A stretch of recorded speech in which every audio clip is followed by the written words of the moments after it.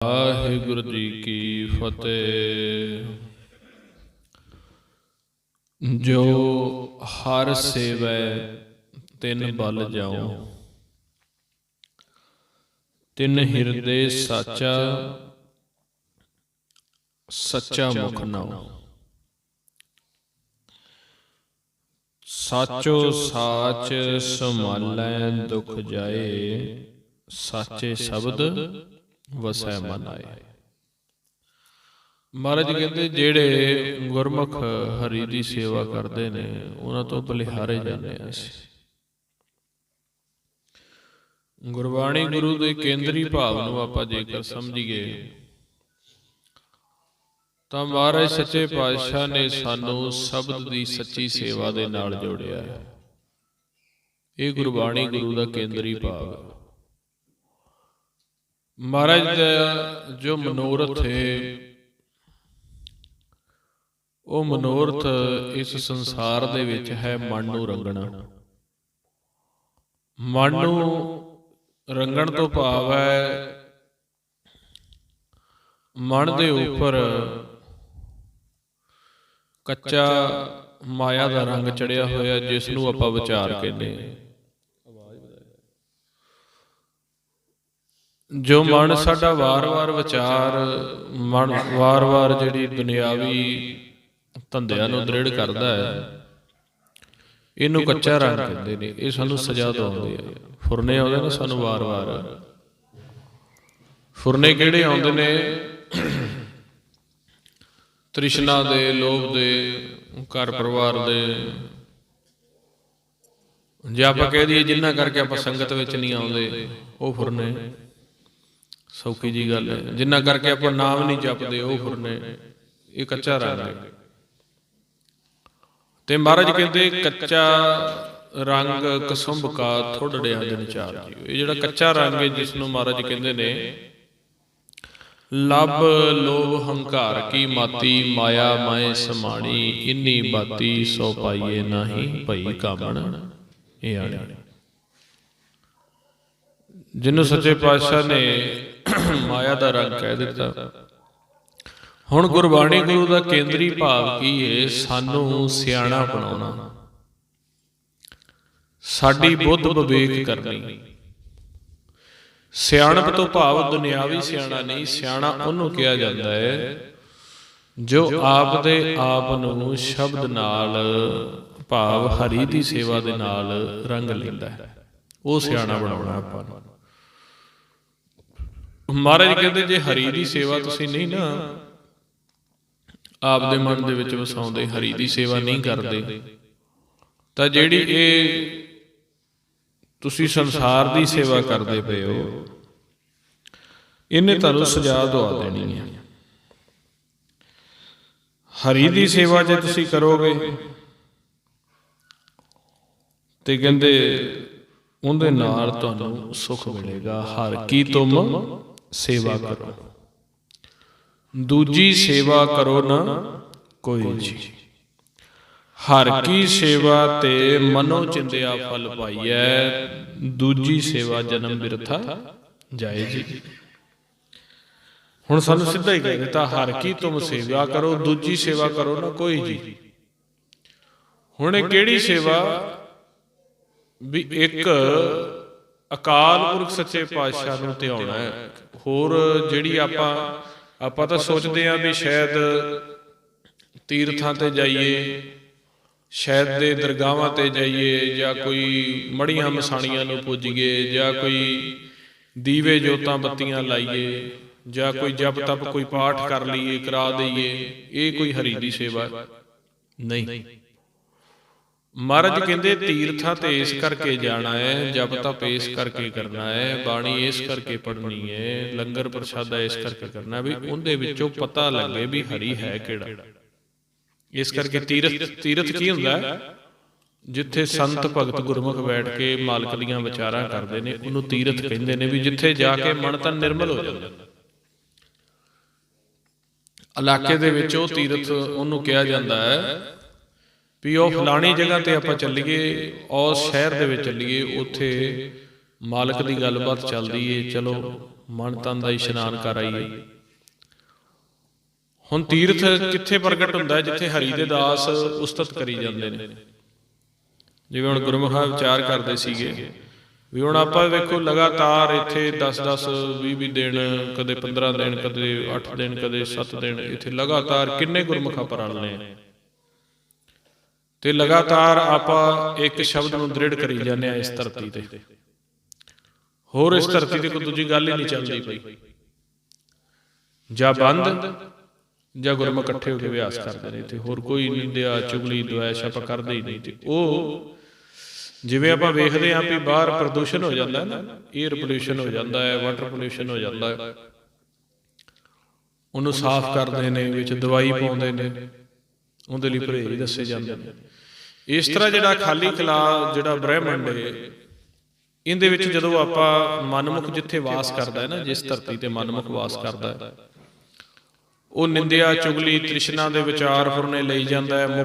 ਮੁੱਖੋਂ ਵੀ ਬੈਰ ਦੁਬਦਾ ਦੇ ਬਚਨ ਕਰਦਾ ਹੈ। ਮਾੜਾ ਖਾਣ ਮਾੜਾ ਪੀਣ, ਉਹਦੀ ਕਰੂਰ ਦ੍ਰਿਸ਼ਟੀ ਹੁੰਦੀ ਹੈ, ਅਗਨ ਦੀ ਦ੍ਰਿਸ਼ਟੀ ਹੁੰਦੀ ਹੈ। ਉਹ ਜਿਹੜੀ ਜਗ੍ਹਾ ਤੇ ਲਗਾਤਾਰ ਵਾਸ ਕਰਦਾ ਹੈ ਨਾ, ਜਿਹੜਾ ਮਨਮੁਖੀ ਜੀਵ ਹੁੰਦਾ ਹੈ, ਉਹਦੇ ਵਾਸਤੇ ਜਿਹੜੀ ਧਰਤੀ ਤੇ ਅਸਮਾਨ ਵੀ ਅਰਦਾਸਾਂ ਕਰਦੇ ਪਏ ਨੇ ਵੀ ਹੇ ਸੱਚੇ ਪਾਤਸ਼ਾਹ, ਜਿਨ੍ਹਾਂ ਦੇ ਹਿਰਦੇ ਵਿੱਚ ਨਾਮ ਨਹੀਂ ਵਸਿਆ ਹੋਇਆ, ਤੂੰ ਇਹਨਾਂ ਦੀ ਮਾਂ ਨੂੰ ਬਾਂਝ ਹੀ ਕਰਦੇ, ਸਾਡੇ ਕੋਲ ਨਾ ਇਹਨਾਂ ਨੂੰ ਭੇਜ।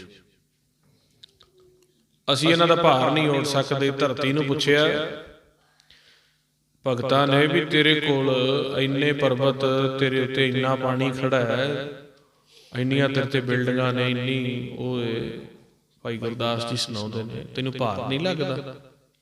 ਕਿੰਨਾ ਕੁ ਵਜਨ ਤੋਂ ਚੱਕ ਲੈਂਦੀ? ਉਹ ਅੱਗੋਂ ਭਗਤਾਂ ਨੂੰ ਕਹਿੰਦੀ ਹੋਰ ਮੈਨੂੰ ਕਿਸੇ ਚੀਜ਼ ਦਾ ਭਾਰ ਨਹੀਂ ਹੈਗਾ, ਬੇਸ਼ੱਕ ਇਸ ਤੋਂ ਵੀ ਦੁੱਗਣੇ ਪਹਾੜ ਮੇਰੇ ਉੱਤੇ ਕਰ ਦਿੱਤੇ ਜਾਣ, ਪਰ ਜਿਹੜੀ ਆਹ ਕਿਰਤ ਘਣ ਮੇਰੇ ਉੱਤੇ ਵਸਦੇ ਫਿਰਦੇ ਨਾ, ਅਕਿਰਤ ਘਣ ਮਨਮੁਖ ਜਿਹੜੇ ਨੇ, ਇਹਨਾਂ ਦਾ ਭਾਰ ਮੈਨੂੰ ਲੱਗਦਾ। ਤੇ ਭਗਤਾਂ ਨੇ ਆਖਿਆ ਇਹਨਾਂ ਦਾ ਭਾਰ ਕਿਉਂ ਤੈਨੂੰ ਲੱਗਦਾ? ਉਹ ਭਗਤੀ ਨੂੰ ਫਿਰ ਦੱਸਦੀ ਇਹ ਧਰਤੀ, ਕਹਿੰਦੀ ਅਸੀਂ ਕੁਦਰਤ ਬਨਸਪਤੀ ਸਾਰੀ ਸ੍ਰਿਸ਼ਟੀ ਜਿੰਨੇ 5 ਤੱਤ ਮਾਲਕ ਨੇ ਪ੍ਰਗਟ ਕੀਤੇ ਨੇ, ਸਵਾਸ ਸਵਾਸ ਮਾਲਕ ਨੂੰ ਅਸੀਂ ਯਾਦ ਕਰਦੇ ਹਾਂ।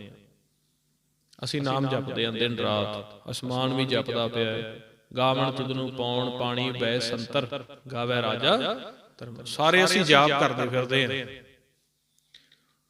ਤੇ ਧਰਤੀ ਕਹਿੰਦੀ ਭਗਤਾਂ ਨੂੰ, ਕਹਿੰਦੀ ਹੋਰ ਸਾਰੀ ਜਗ੍ਹਾ ਦੇ ਉੱਤੇ ਪ੍ਰਮਾਤਮਾ ਦਾ ਵਾਸਾ ਹੈ, ਇੱਕ ਜਗ੍ਹਾ ਤੇ ਨਹੀਂ ਹੈ। ਸਾਰੀ ਜਗ੍ਹਾ ਤੇ ਹੈ, ਇੱਕ ਜਗ੍ਹਾ ਤੇ ਨਹੀਂ। ਉਹ ਕਿੱਥੇ? ਕਹਿੰਦੀ ਅਕਿਰਤ ਘਣ ਦੀ ਸੁਰਤੀ ਵਿੱਚ, ਕਿਰਤ ਘਣ ਦੇ ਮੰਨਣ ਵਿੱਚ। ਮਨਮੁਖ ਦੇ ਮੰਨਣ ਵਿੱਚ ਰੱਬ ਨਹੀਂ ਹੈਗਾ, ਮਨਮੁਖ ਦੀ ਸੁਰਤੀ ਵਿੱਚ ਵੈਸੇ ਤਾਂ ਸਾਰੀ ਜਗ੍ਹਾ ਤੇ ਵਸਿਆ, ਪਰ ਨਹੀਂ ਮੰਨਦਾ। ਬਾਕੀ ਦੀ ਆ ਹੀ ਪਰ ਇਹ ਕਹਿੰਦੀ ਇਹੀ ਇੱਕ ਪ੍ਰਦੂਸ਼ਣ ਫੈਲਾਉਂਦਾ ਫਿਰਦਾ ਹੈ। ਹੁਣ ਇਸ ਧਰਤੀ ਦੇ ਉੱਤੇ ਕਿੰਨੇ ਅਕਿਰਤ ਘਣ ਵਸ ਗਏ ਨੇ, ਕਿੰਨੀ ਇੱਥੇ ਮਨਮੁਖੀ ਜੀਵ ਵਸਦੇ ਨੇ। ਤੇ ਮਹਾਰਾਜ ਕਹਿੰਦੇ ਜਿਨ ਹਰ ਹਿਰਦੇ ਨਾਮ ਨਾ ਵਸਿਓ ਤਿਨ ਮਾਤ ਕੀਜੈ ਹਰ ਬੰਦ। ਜਿਹੜਾ ਇੰਨਾ ਨਾਮ ਦਾ ਜਸ ਸੁਣਨ ਤੋਂ ਬਾਅਦ ਵੀ ਅਕਾਲ ਪੁਰਖ ਸੱਚੇ ਪਾਤਸ਼ਾਹ ਦੀ ਖੇਡ ਨੂੰ, ਜਿਹਨੂੰ ਆਪਾਂ ਵਾਰ-ਵਾਰ ਸਮਝਾਉਂਦੇ ਆ, ਜਿਵੇਂ ਹੁਣ ਆਪਾਂ 8-10 ਦਿਨ ਹੋ ਗਏ ਨਾ ਆਪਾਂ ਨੂੰ, ਤੇ ਆਪਾਂ ਉਵੇਂ ਵੀ ਤੁਸੀਂ ਜੀਵਨ ਦੇ ਵਿੱਚ ਸਾਰੇ ਜਤੀ ਸ਼ਕਤੀ ਹੋ, ਤੁਸੀਂ ਸੁਣਦੇ ਹੀ ਰਹੇ ਹੋ। ਜਦੋਂ ਕਦੇ ਸਤੋ ਗੁਣੀ ਸੇਵਾ ਸੁਣਿਆ, ਪ੍ਰਚਾਰ ਕਰ, ਤੇ ਮਹਾਰਾਜ ਕਹਿੰਦੇ ਜਿਹੜਾ ਇੰਨਾ ਸੁਣਨ ਤੋਂ ਬਾਅਦ ਵੀ ਜਿਨ੍ਹਾਂ ਦੇ ਹਿਰਦੇ ਵਿੱਚ ਨਾਮ ਨਹੀਂ ਨਾ ਵਸਿਆ, ਮਾਲਕ ਦੀ ਉਸਤਤ ਨਹੀਂ ਨਾ ਕਰਨ ਲੱਗੇ, ਕਹਿੰਦੇ ਇਹੋ ਜਿਹਾ ਨਾਲੋਂ ਤਾਂ ਇਹਨਾਂ ਦੀ ਮਾਤਾ ਬਾਂਝ ਹੀ ਹੋ ਜਾਂਦੀ ਤੇ ਚੰਗੀ ਗੱਲ ਸੀ। ਕਿੱਡੇ ਸਖਤ ਬਚਨ ਵੀ ਸਾਰੀ ਕਹਾਣੀ ਸੁਣ ਲਈ, ਸਾਰਾ ਜਸ ਸੁਣ ਲਿਆ, ਸਾਰੀ ਖੇਲ ਦਾ ਪਤਾ ਲੱਗ ਗਿਆ, ਫਿਰ ਵੀ ਹਿਰਦੇ ਵਿੱਚ ਨਾਮ ਨਹੀਂ ਵਸਿਆ। ਤੇ ਫਿਰ ਮਹਾਰਾਜ ਕੀ ਕਹਿੰਦੇ ਨੇ? ਧੁਰ ਮਾਰੇ ਪੂਰੇ ਸਤਿਗੁਰੂ, ਸਹੀ ਹੁਣ ਸਤਿਗੁਰ ਮਾਰੇ। ਜੇ ਮਿਲਣ ਨੂੰ ਬਹੁਤੇਰਾ ਲੋਚੀਏ, ਨਾ ਦੇਈ ਮਿਲਣ ਕਰਤਾਰੇ। ਕਹਿੰਦੇ ਜਿਹੜਾ ਕਿਰਤ ਘਣ ਹੁੰਦਾ ਹੈ, ਇਹਦੀ ਇੱਕ ਜਨਮ ਦੀ ਵਿਖਿਆ ਨਹੀਂ ਹੁੰਦੀ, ਇਹ ਧੁਰੋਂ ਹੀ ਤੁਰਿਆ ਹੁੰਦਾ ਹੈ। ਪਿੱਛੋਂ ਪਤਾ ਨਹੀਂ ਕਿੰਨੇ ਕੁ ਜਨਮ ਦੀ ਵਿਖਿਆ ਆਪਦੇ ਕਿਰਤ ਦੇ ਵਿੱਚ, ਆਪਦੀ ਕਿਸਮਤ ਦੇ ਵਿੱਚ ਇਕੱਠੀ ਕਰਦਾ ਫਿਰਦਾ, ਖੁਆਰ ਹੋਇਆ ਹੁੰਦਾ ਬੜੇ ਜਨਮਾਂ ਦਾ। ਤੇ ਸੰਗਤ ਦੇ ਵਿੱਚ ਜਿਹੜੇ ਹੁੰਦੇ ਨੇ, ਹੰਸ ਵੀ ਹੁੰਦੇ ਨੇ, ਬਗਲੇ ਵੀ ਹੁੰਦੇ ਨੇ, ਪਰ ਸੰਗਤ ਵਿੱਚ ਇਹ ਨਖੇੜ ਨਹੀਂ ਕੀਤਾ ਜਾਂਦਾ। ਸਾਰਿਆਂ ਨੂੰ ਹੀ ਰਲਾ ਕੇ ਜਿਹੜਾ ਜਿਵੇਂ ਦਾ ਹੈ ਉਹਨੂੰ ਉਵੇਂ ਦੀ ਖੁਰਾਕ ਦੇ ਕੇ ਬਿਠਾ ਦਿੱਤਾ ਜਾਂਦਾ ਤੇ ਨਾਮ ਜਪਾਇਆ ਜਾਂਦਾ ਵੀ ਬਗਲੇ ਹੰਸ ਬਣ ਜਾਣ, ਹੰਸ ਪਰਮਹੰਸ ਬਣ ਜਾਣ, ਤੇ ਪਰਮਹੰਸ ਜਿਹੜੇ ਨੇ ਉਹ ਮਾਨਸਰੋਵਰ ਦੇ ਹੰਸ ਬਣ ਜਾਣ, ਮਾਨਸਰੋਵਰ ਦੇ ਹੰਸ ਜਿਹੜੇ ਨੇ ਰੱਬ ਬਣ ਜਾਣ।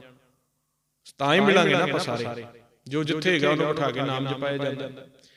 ਪਰ ਜਿਹੜਾ ਕਿਰਤ ਘਣ ਹੁੰਦਾ ਹੈ, ਜਿੰਦਾ ਧਰਤੀ ਭਾਰ ਮੰਨਦੀ ਏ, ਹੁਕਮੇ ਧਰਤੀ ਦੱਬੀ ਭਾਰ। ਜਿੰਦਾ ਧਰਤੀ ਭਾਰ ਮੰਨਦੀ ਏ ਉਹ ਕਿਰਤ ਘਣ ਹੁੰਦਾ ਹੈ ਜਿਹਨੇ ਜਨਮ ਜਨਮ ਦੀ ਵਿਖਿਆ ਇਕੱਠੀ ਕੀਤੀ ਹੁੰਦੀ। ਤੇ ਆਪਾਂ 4-5 ਦਿਨ ਪਹਿਲਾਂ ਵੀ ਵਿਚਾਰ ਕੀਤੀ ਸੀ, ਕਹਿੰਦੇ ਉਹਦੀ ਇੰਨੀ ਵਿਖਿਆ ਇਕੱਠੀ ਹੋਈ ਹੁੰਦੀ ਏ, ਇੰਨੀ ਵਿਖਿਆ ਉਹਦੀ ਕਿਸਮਤ ਦੇ ਵਿੱਚ ਇਕੱਠੀ ਹੋਈ ਹੁੰਦੀ ਏ, ਉਹ ਧੁਰੋਂ ਫਟਕਾਰਿਆ ਹੁੰਦਾ। ਜਿਹਨੂੰ ਮਹਾਰਾਜ ਕਹਿੰਦੇ ਨੇ ਸੱਪੇ ਦੁੱਧ ਵਿਆਈਐ ਅੰਦਰ ਵਿਸ਼ਣ, ਪਾਥਰ ਨੀਰ ਨਵਾਲੀਐ ਸੁੱਕੇ ਕਾਸ਼ਟ ਜਾਏ।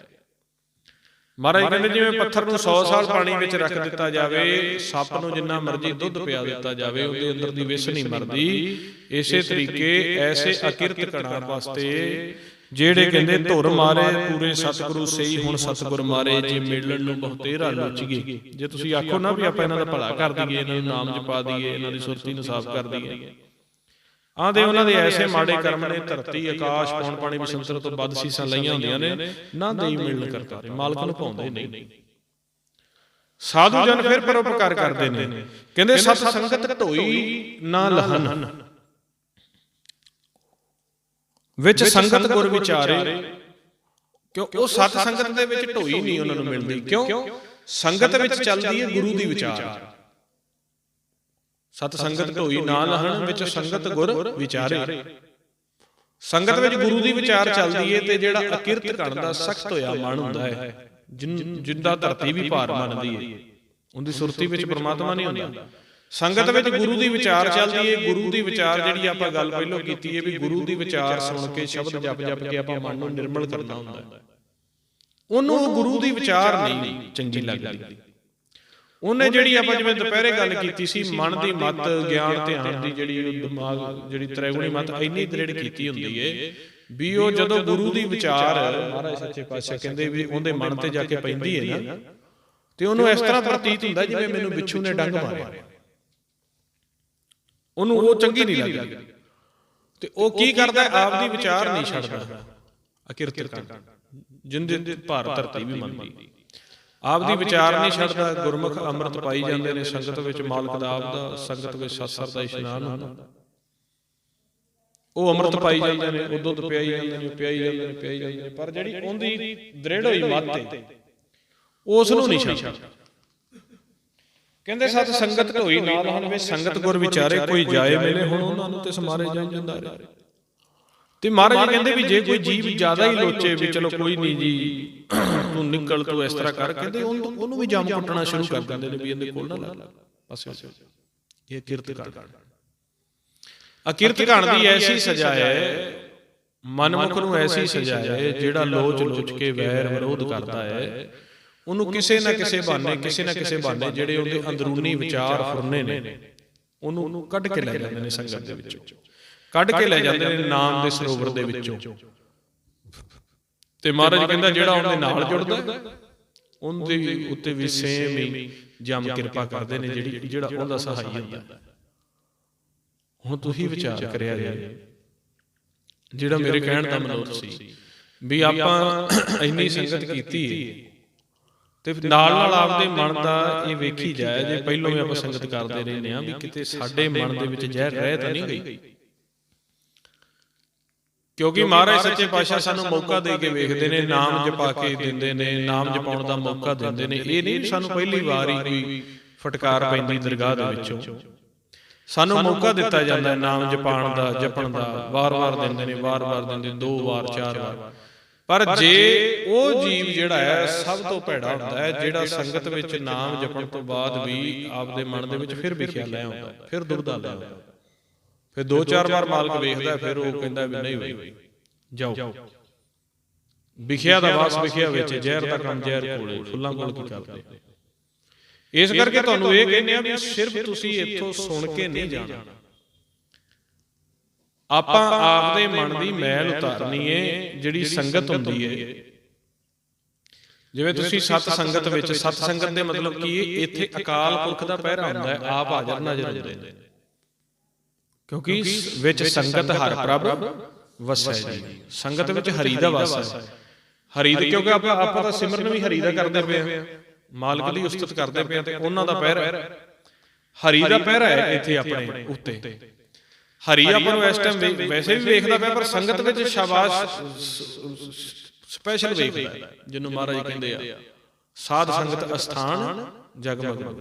ਜਿਹੜਾ ਇੱਥੇ ਆ ਕੇ ਆਪਦੇ ਮਨ ਦੇ ਵਿੱਚ ਮੈਲ ਰੱਖਦਾ ਹੈ ਨਾ, ਜਾਂ ਆਪਣੇ ਇਸ ਸ਼ਬਦ ਦੇ ਨਾਲ ਨਹੀਂ ਜੁੜਦਾ, ਆਪਦੀ ਮੈਲ ਨਹੀਂ ਉਤਾਰਨੀ ਚਾਹੁੰਦਾ, ਉਹਦੇ ਫਿਰ ਭਾਗਾਂ ਦੇ ਵਿੱਚ ਹੀ ਮੈਲ ਲਿਖੀ ਜਾਂਦੀ ਹੈ, ਉਹਨੂੰ ਫਿਰ ਮੌਕਾ ਨਹੀਂ ਦਿੱਤਾ ਜਾਂਦਾ। ਜਿਹੜੀ ਸਾਡੀ ਇੱਕ ਵਾਰ ਦੀ ਗਲਤੀ ਹੈ, ਜਦੋਂ ਆਪਾਂ ਸ਼ਬਦ ਦੇ ਨਾਲ ਆਪਾਂ ਨੂੰ ਜੋੜਨ ਦਾ ਯਤਨ ਕੀਤਾ ਜਾਂਦਾ, ਅਸੀਂ ਫਿਰ ਟੁੱਟ ਜਾਂਦੇ ਹਾਂ, ਫਿਰ ਯਤਨ ਕੀਤਾ ਜਾਂਦਾ, ਫਿਰ।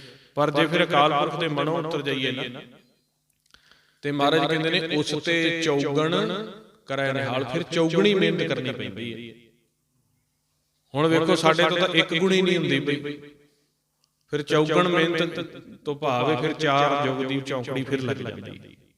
4 ਯੁੱਗਾਂ ਦੇ ਵਿੱਚ ਹਜ਼ਾਰਾਂ ਸਾਲ ਹੁੰਦੇ ਨੇ। ਕਹਿੰਦੇ ਉਸ ਤੇ ਚੌਗਣ ਕਰੇ ਨਿਹਾਲ, ਚੌਗਣ ਤੋਂ ਭਾਵ ਚੌਗਣੀ ਮਿਹਨਤ ਉਹਨੂੰ, ਉਸ ਜੀਵ ਨੂੰ ਕਰਨੀ ਪੈਂਦੀ ਹੈ, ਜਿਹੜਾ ਇੱਕ ਵਾਰ ਆਪ ਦਾ ਵਿਸ਼ਵਾਸ ਗਵਾ ਦਿੰਦਾ ਹੈ ਉਸ ਮਾਲਕ ਦੇ ਕਰ। ਹੁਣ ਆਪਾਂ ਜਿਹੜਾ ਹੈ ਮਹਾਰਾਜ ਸੱਚੇ ਪਾਤਸ਼ਾਹ ਦੀ ਪ੍ਰਭ ਕੀ ਆਗਿਆ ਮੰਨਣਾ, ਮਾਲਕ ਦੀ ਆਗਿਆ ਆਪਾਂ ਮਸਤਕ ਤੇ ਮੰਨ ਕੇ ਚੱਲਣਾ, ਰੋਸ ਨਹੀਂ ਕਰਨਾ।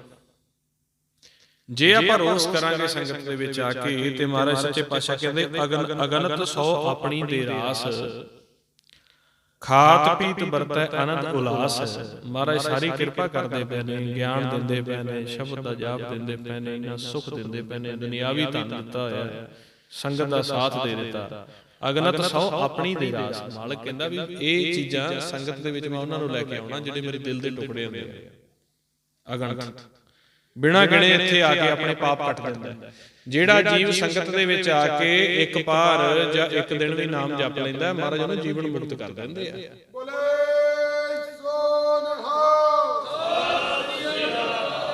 ਸਾਡੇ ਮਾਨਸ ਜਾਮੇ ਨੂੰ ਸੇਫ ਕਰ ਦਿੰਦੇ ਨੇ ਵੀ 84 ਲੱਖ ਜੂਨ ਦੇ ਵਿੱਚ ਨਹੀਂ ਜਾਊਗਾ, ਤੇ ਆਪਾਂ ਤਾਂ ਕਿੰਨੇ ਦਿਨ ਹੋ ਗਏ ਨਾਮ ਜਪੀ ਜਾਂਦੇ ਆ। ਮਹਾਰਾਜ ਕਹਿੰਦੇ ਇਹ ਕਿਹਨੂੰ ਦੇਣਾ? ਅਗਣਤ 100 ਦੇ, ਅਗਣਤ 100 ਆਪਣੀ ਦੇ ਰਾਸ, ਖਾਤ ਪੀਤ ਵਰਤੈ ਅਨੰਦ ਉਲਾਸ। ਆਪਣੀ ਅਮਾਨ ਕਿਛ ਬਹੁਰ ਸਾਹ ਲੈ, ਅਗਿਆਨੀ ਮਨ ਰੋਸ ਕਰ। ਤੇ ਜਦੋਂ ਮਹਾਰਾਜ ਸੱਚੇ ਪਾਤਸ਼ਾਹ ਇੰਨੀਆਂ ਵਡਿਆਈਆਂ ਦੇ ਕੇ, ਕੋਈ ਮਾੜੀ ਮੋਟੀ ਜੀਵਨ ਵਿੱਚ ਹਲਜੁਲ ਕਰਕੇ, ਕੋਈ ਪਰਚਾ ਪਾ ਕੇ, ਕੋਈ ਚੋਟ ਦੇ ਕੇ ਵੇਖਦੇ ਨੇ, ਕਹਿੰਦੇ ਅਗਿਆਨੀ ਮਨ ਰੋਸ ਕੇ, ਮਨ ਰੋਸ ਚ ਆ ਜਾਂਦਾ, ਅਗਿਆਨਤਾ ਵਸ ਆ ਕੇ। ਇਹ ਨਹੀਂ ਵੇਖਦਾ ਬਈ ਇੰਨੀਆਂ ਕਿਰਪਾ ਕਰਤੀ, ਮੇਰਾ ਜੀਵਨ ਮੁਕਤ ਮੈਨੂੰ ਅਕਾਲ ਪੁਰਖ ਨੇ ਕਰ ਦਿੱਤਾ, ਰਸ ਦੇ ਦਿੱਤਾ, ਐਡਾ ਗਿਆਨ ਦੇ ਰਿਹਾ, ਤੇ ਅਗਿਆਨੀ ਮਨ ਰੋਸ ਕਰੇ।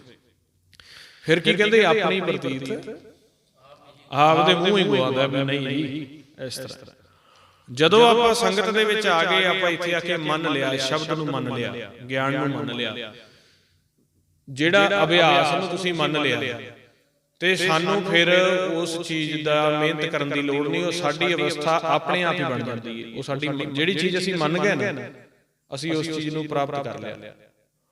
ਜਿਵੇਂ ਜੇ ਅਸੀਂ 10 ਦਿਨ ਅਭਿਆਸ ਕੀਤਾ, ਸਾਡਾ ਮਨ ਖੁਸ਼ ਹੋ ਗਿਆ। ਹੁਣ ਜਦੋਂ ਤੁਸੀਂ ਇੱਥੋਂ ਸਵੇਰੇ ਜਾਓਗੇ ਤੇ ਤੁਹਾਡੇ ਮਨ ਨੂੰ ਸੁੱਖ ਮਿਲ ਗਿਆ, ਤੁਸੀਂ ਇੱਥੋਂ ਵਾਹਿਗੁਰੂ ਵਾਹਿਗੁਰੂ ਜਪਦੇ ਜਾਓਗੇ ਨਾ, ਤੇ ਜਿਹੜਾ 10 ਦਿਨ ਦੇ ਵਿੱਚ ਆਪਾਂ ਲਾਹਾ ਇਕੱਠਾ ਕੀਤਾ, ਮੰਨ ਲਓ 50 ਗੁਰਮੁਖ ਸੀ, ਜਾਂ ਹੁਣ ਚਲੋ ਵੱਧ ਗਏ, 50 ਗੁਰਮੁਖ ਨੇ ਰੋਜ਼ ਦਾ 10 ਘੰਟੇ ਜਾਪ ਕੀਤਾ, ਤੇ 50 ਗੁਣਾ 10, ਕਿਉਂਕਿ ਜਿੰਨੀਆਂ ਸੁਰਤੀਆਂ ਹੁੰਦੀਆਂ ਨੇ ਉਹਨਾਂ ਨੂੰ ਇਕੱਠਾ ਕਰ ਦਿੱਤਾ ਜਾਂਦਾ।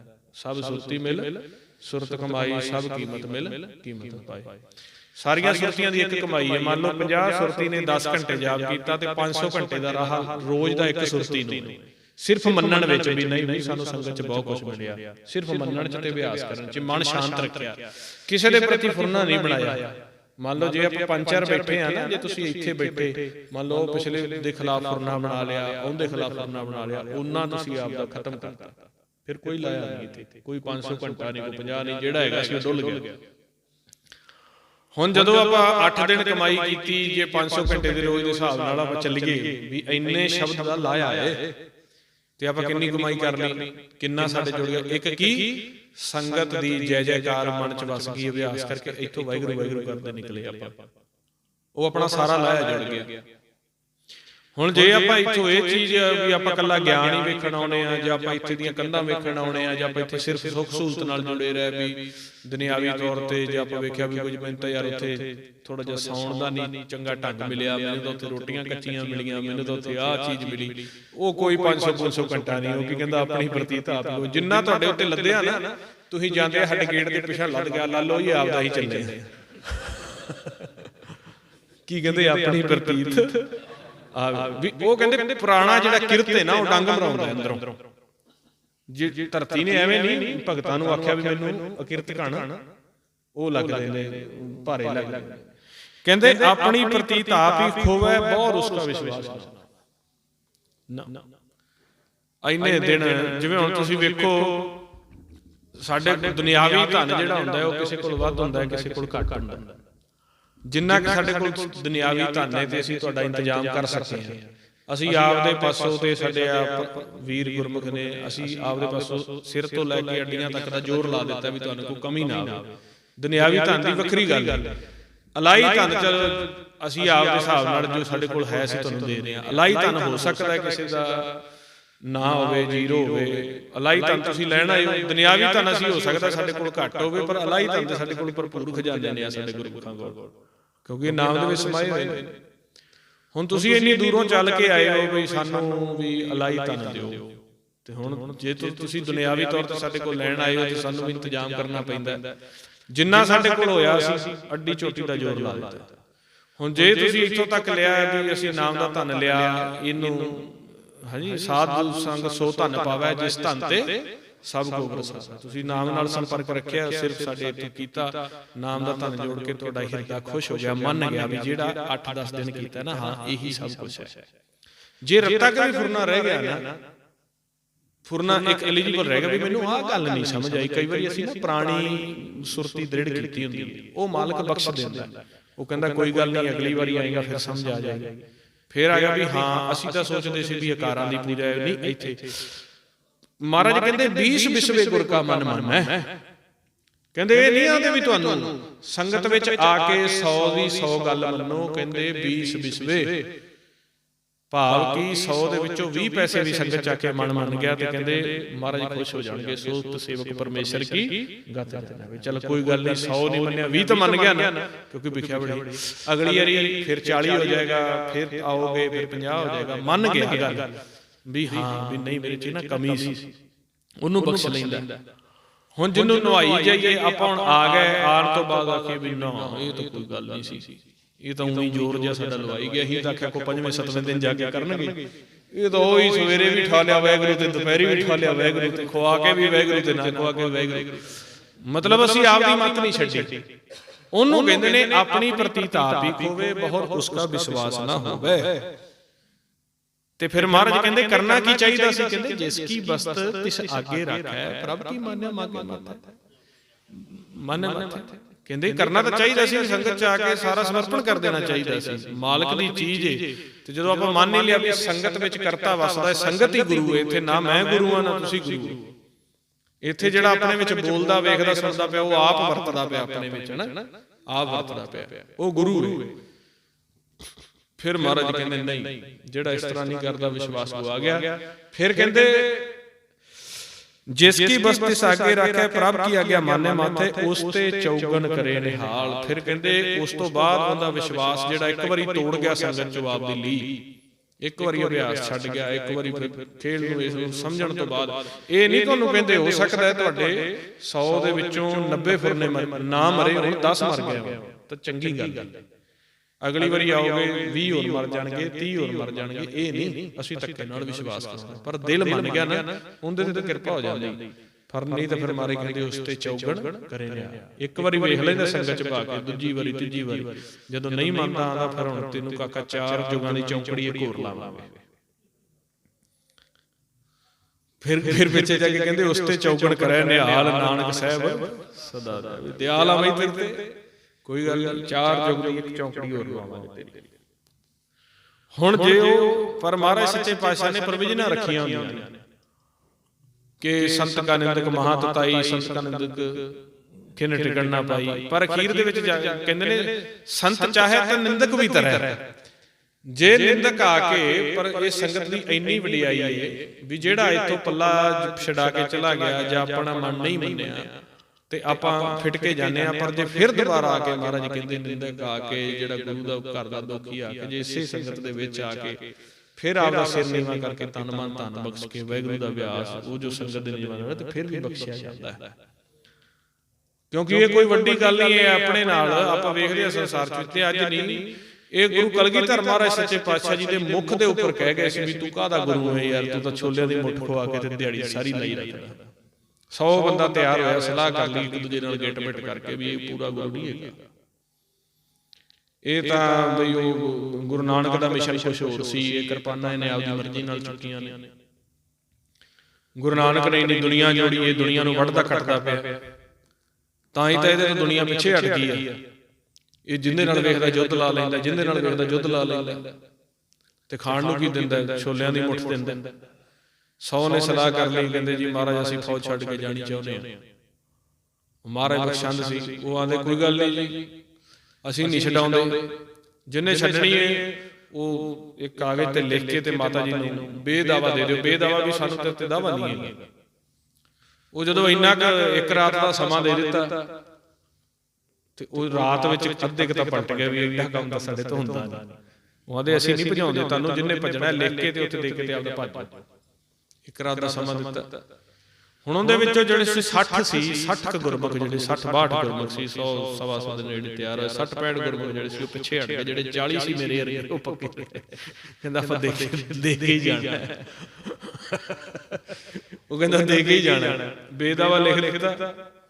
ਹੁਣ ਬੇਦਾਵਾ ਜਦੋਂ ਲਿਖ ਕੇ ਮਾਤਾ ਜੀ ਨੂੰ ਦੇ ਦਿੱਤਾ ਤੇ ਆਂਦੇ ਵਾਹਿਗੁਰੂ ਜੀ ਕਾ ਖਾਲਸਾ ਤੇ ਵਾਹਿਗੁਰੂ ਜੀ ਕੀ ਫਤਿਹ ਤੇ ਜਾਓ ਜੀ।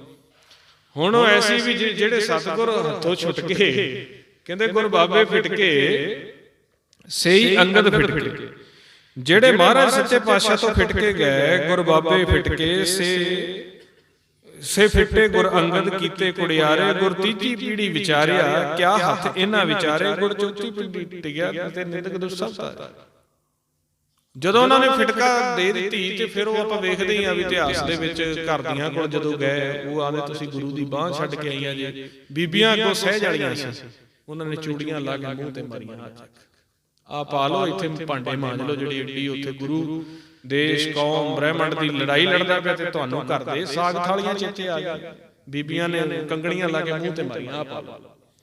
ਪਿੰਡ ਦੀ ਇੱਕ ਗਲੀ ਦੇ ਵਿੱਚ ਜਾਣ, ਦੂਜੀ ਗਲੀ ਦੇ ਵਿੱਚ ਜਾਣ, ਲਾਹਨਤਾਂ ਪਾਣ। ਕਹਿੰਦਾ ਲੱਖ ਦੀ ਲਾਹਨ ਤੇ ਸਾਨੂੰ ਤਾਂ ਮੌਕਾ ਨਹੀਂ ਮਿਲਿਆ, ਤੁਸੀਂ ਚੜੇ ਜਹਾਜ਼ ਦੇ ਉੱਤੇ ਆ ਗਏ। ਲਾਹਨਤੀਓ ਲਾਹਨਤਾਂ ਪਾਈਆਂ ਲੋਕਾਂ ਨੇ। ਕਿਸਮਤ ਚੰਗੀ ਹੀ, ਲਾਹਨਤਾਂ ਤਾਂ ਪੈਣ ਲੱਗ ਪਈਆਂ। ਜਦੋਂ ਲਾਹਨਤਾਂ ਪਈਆਂ, ਕੋਈ ਕੁਛ ਆਖੇ ਕੋਈ ਕੁਛ ਆਖੇ, ਮੂੰਹ ਨਾ ਵਿਖਾਉਣ, ਬਾਹਰੋਂ ਨਾ ਨਿਕਲਣ।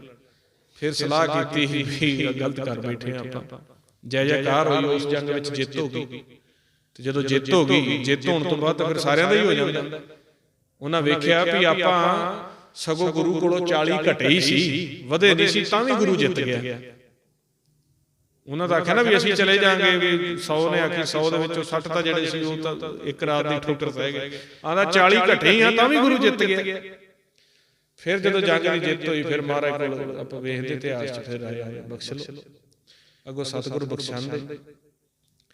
ਉਹ ਆਂਦੇ ਪਹਿਲਾਂ ਤਾਂ ਗਿਆਨ ਧਿਆਨ ਨਾਲ ਬਖਸ਼ੇ ਹੋਏ ਜੀ, ਹੁਣ ਚਲੋ ਸਿਰਾਂ ਦੀ ਬਾਜੀ ਦਿਓ, ਅੱਗੇ ਲੱਗੋ। ਸਭ ਤੋਂ ਪਹਿਲਾਂ ਸ਼ਹੀਦੀਆਂ ਤੁਹਾਡੀਆਂ ਲੈਣੀਆਂ ਨੇ। ਹੁਣ ਲਾਤੇ ਗਏ ਸ਼ਹੀਦੀਆਂ ਦੇ ਵਿੱਚ। ਫਿਰ ਆਪਾਂ ਦੇਖਦੇ ਹਾਂ ਵੀ ਰਾਣੇ ਮੁਕਤਸਰ ਦੀ ਜੰਗ ਦੇ ਵਿੱਚ ਮਹਾਰਾਜ ਸੱਚੇ ਪਾਤਸ਼ਾਹ 40 ਸਿਰ ਲੈ ਨਾਮ ਦੇ ਵਿੱਚ ਧਿਆਨ ਲਵਾ ਕੇ ਜੋ ਜੁਗਤੀ ਦੱਸੀ ਹੋਈ ਸੀ ਬਖਸ਼ ਦਿੱਤੇ। ਸੋ ਇੰਨੀ ਵੱਡੀ ਵਡਿਆਈ ਏ। ਆਪਾਂ ਇਹ ਤੁਹਾਨੂੰ ਦੱਸਣ ਦੇ ਲਈ ਵੀ ਸੰਗਤ ਦੇ ਵਿੱਚ ਆ ਕੇ ਤੁਸੀਂ ਮਨ ਨਹੀਂ ਉੱਚਾ ਕਰਕੇ ਇੱਥੋਂ ਜਾਣਾ, ਇੱਥੋਂ ਨੀਵਾਂ ਮਨ ਕਰਕੇ ਹੀ ਜਾਣਾ ਹੈ। ਹਾਂ 100 ਦਾ 100 ਨਾ ਹੋਵੇ, 50 ਕਰਕੇ ਜਾਇਆ ਜੇ, 50 ਨਾ ਹੋਵੇ 40 ਕਰਕੇ ਜਾਇਆ ਜੇ, ਤੇ 20% ਤੱਕ ਦੀ ਛੂਟ ਹੈ, ਉਦੋਂ ਥੱਲੇ ਕੋਈ ਛੂਟ ਨਹੀਂ। 20 ਵਿਸਵੇ ਗੁਰ ਕਾ ਮਨ ਮੰਨੇ, ਸੋ ਸਿਵ ਪਰਮੇਸ਼ਰ। ਕੋਈ ਕਹਿੰਦਾ ਕੋਈ ਨਹੀਂ 80 ਨਾ ਮੰਨੇ, 20 ਮਨਾ ਲਈ ਧੱਕੇ ਨਾਲ। ਫਿਰ ਉਹ 20 ਤੋਂ ਅੱਗੇ 30 ਹੋ ਜਾਏਗਾ, 30 ਤੋਂ 40 ਹੋ ਜਾਏਗਾ, ਤੇ ਜੇ 20 ਤੋਂ ਫਿਰ ਪਲੇਟਲੇਟ ਘਟਣ ਲੱਗ ਪਿਆ, ਜੇ ਪਲੇਟਾਂ ਜਮਾਂ ਹੀ ਘਟ ਗਈਆਂ ਤੇ ਫਿਰ ਕੋਈ ਇਲਾਜ ਨਹੀਂ। ਉਹ ਵੀ 20,000 ਤੱਕ ਹੀ ਹੁੰਦਾ। ਜਦੋਂ 20,000 ਤੋਂ ਘਟ ਜਾਂਦੇ ਫਿਰ ਡਾਕਟਰ ਆਂਦੇ ਇਹਨੂੰ ਰਾਜਪੁਰੇ ਲੈ ਜਾਓ, ਚੰਡੀਗੜ੍ਹ ਸਾਡੇ ਵਾਦਾ ਤਾਂ ਫਿਰ ਉਹਨੂੰ ਗਾਂਹ ਹੀ ਲਿਜਾਣਾ ਪੈਂਦਾ। ਉਹ ਆਂਦੇ ਨਹੀਂ ਵੱਜਦਾ ਹੁਣ, ਇਹਦੀਆਂ ਹੁਣ 20,000 ਤਾਈਂ ਲਿਮਟ ਹੈਗੀ ਸੀ।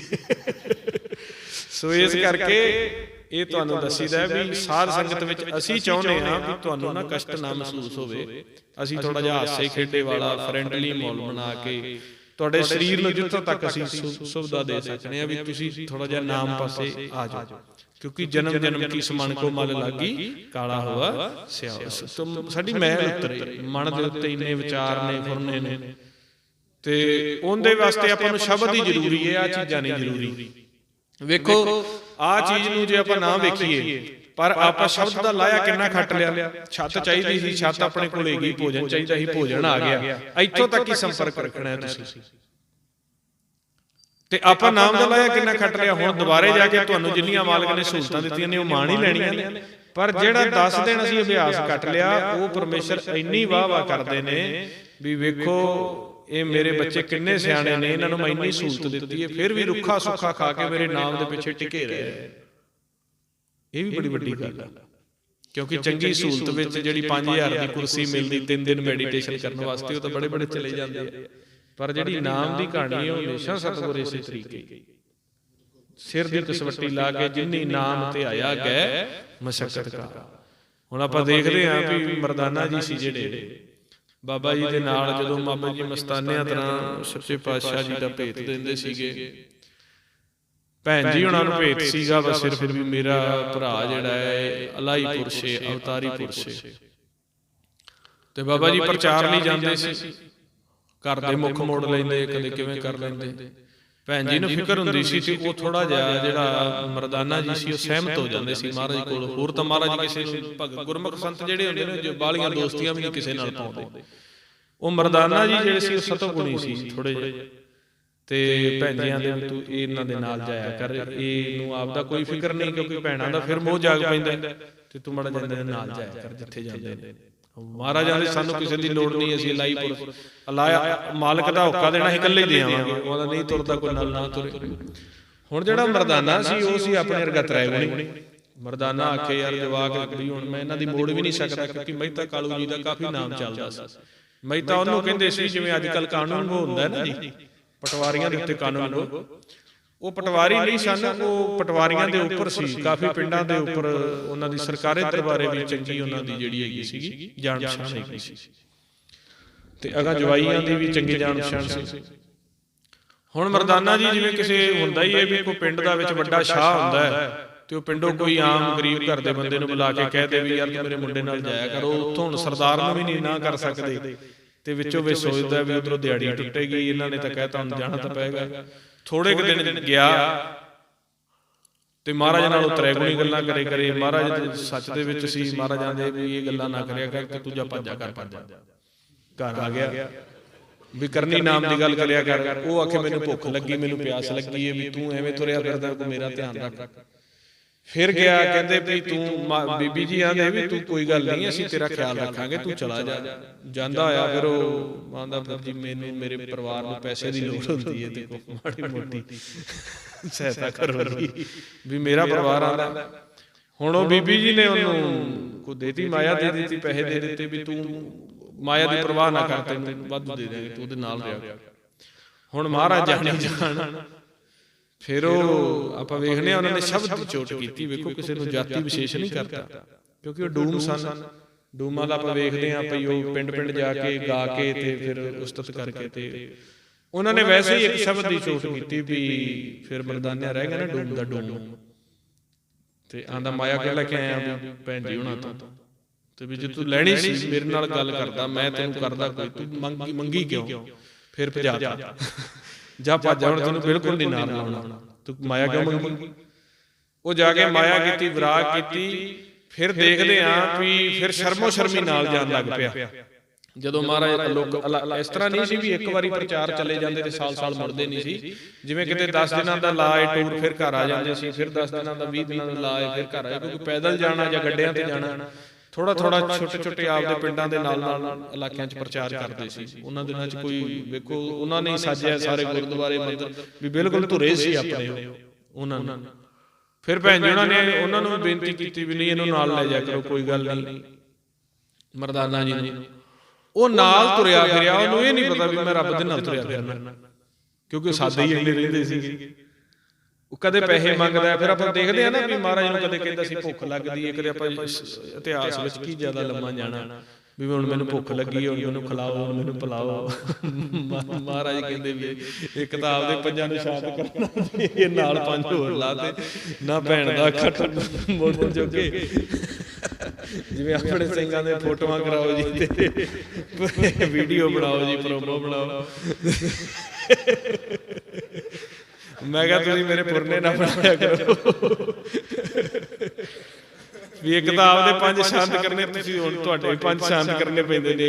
ਨਵੀਆਂ ਨਵੀਆਂ ਸਕੀਮਾਂ ਲਾਉਂਦੇ ਨੇ ਵੀ ਆਪਾਂ ਐ ਕਰੀਏ, ਆਪ ਫਲੈਕਸੀ ਲਾ ਦਿਓ ਜੀ ਤੇ ਇਸ ਤਰ੍ਹਾਂ ਕਰ ਦਿਓ। ਮੈਂ ਕਿਹਾ ਜਿੰਨਾ ਜਪਣ ਆਉਣਾ ਉਹ ਜਪਣ ਵਾਲੇ ਹੋਰ ਹੀ ਹੁੰਦੇ ਨੇ, ਉਹ ਤੁਹਾਡੀਆਂ ਫਲੈਕਸੀਆਂ ਨਹੀਂ ਕਹਿੰਦੇ। ਨਹੀਂ ਨਹੀਂ ਇੰਨਾ ਕੁ ਤਾਂ ਕਰੋ ਬਸ, ਸੀਨ ਬੜਾ ਸੋਹਣਾ ਆਵੇਗਾ ਇਹਦੇ ਵਿੱਚ।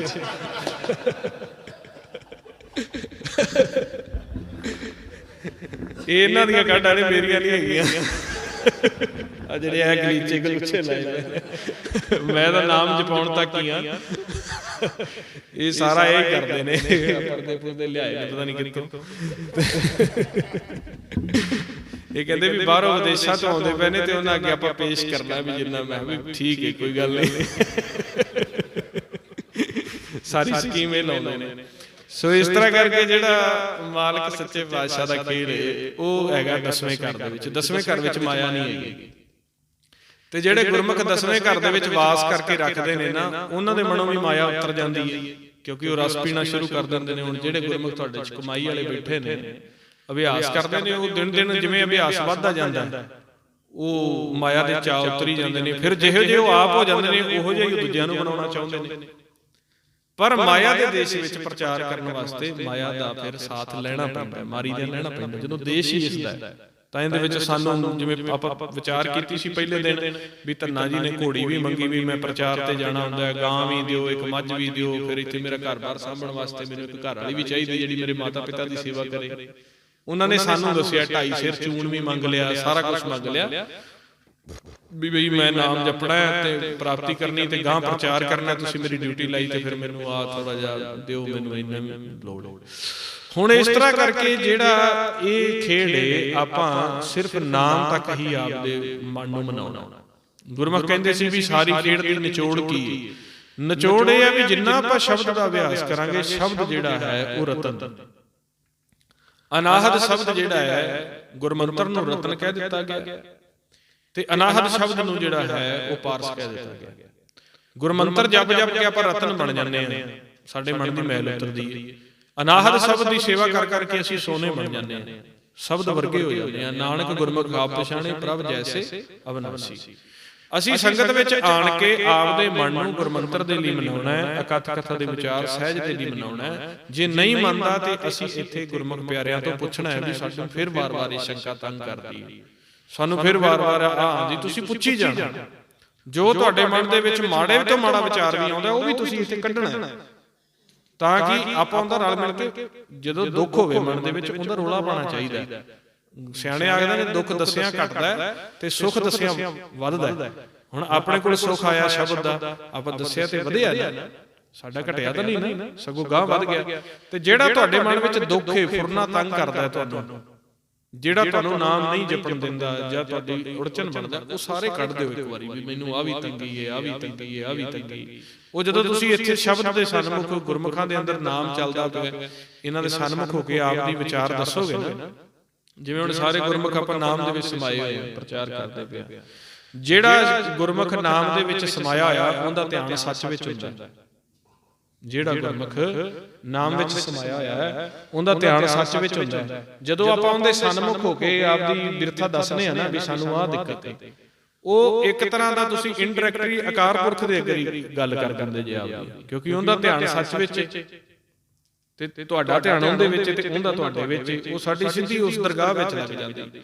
ਤੇ ਜਦੋਂ ਆਪਾਂ ਆਪਦੇ ਜੀ ਦੀ ਬਿਰਥਾ ਦੱਸਦੇ ਆਂ ਵੀ ਸਾਡੀ ਆਹ ਹੈ, ਉਹਨਾਂ ਨੇ ਸਾਨੂੰ ਸੱਤ ਬਚਨ ਆਖਣਾ, ਸਾਡੀ ਕੱਟੀ ਜਾਣੀ ਆ ਉੱਥੇ, ਕਿਉਂਕਿ ਉਹਨਾਂ ਦਾ ਧਿਆਨ ਸੱਚ ਵਿੱਚ, ਉਹਨਾਂ ਨੇ ਨਾਮ ਦੇ ਸਨਮੁਖ ਹੋ ਕੇ ਸਾਨੂੰ ਸੱਤ ਬਚਨ ਕਹਿਣਾ ਤੇ ਸਾਡਾ ਜਿਹੜਾ ਉਹ ਰੋਗ ਕੱਟਿਆ ਜਾਂਦਾ।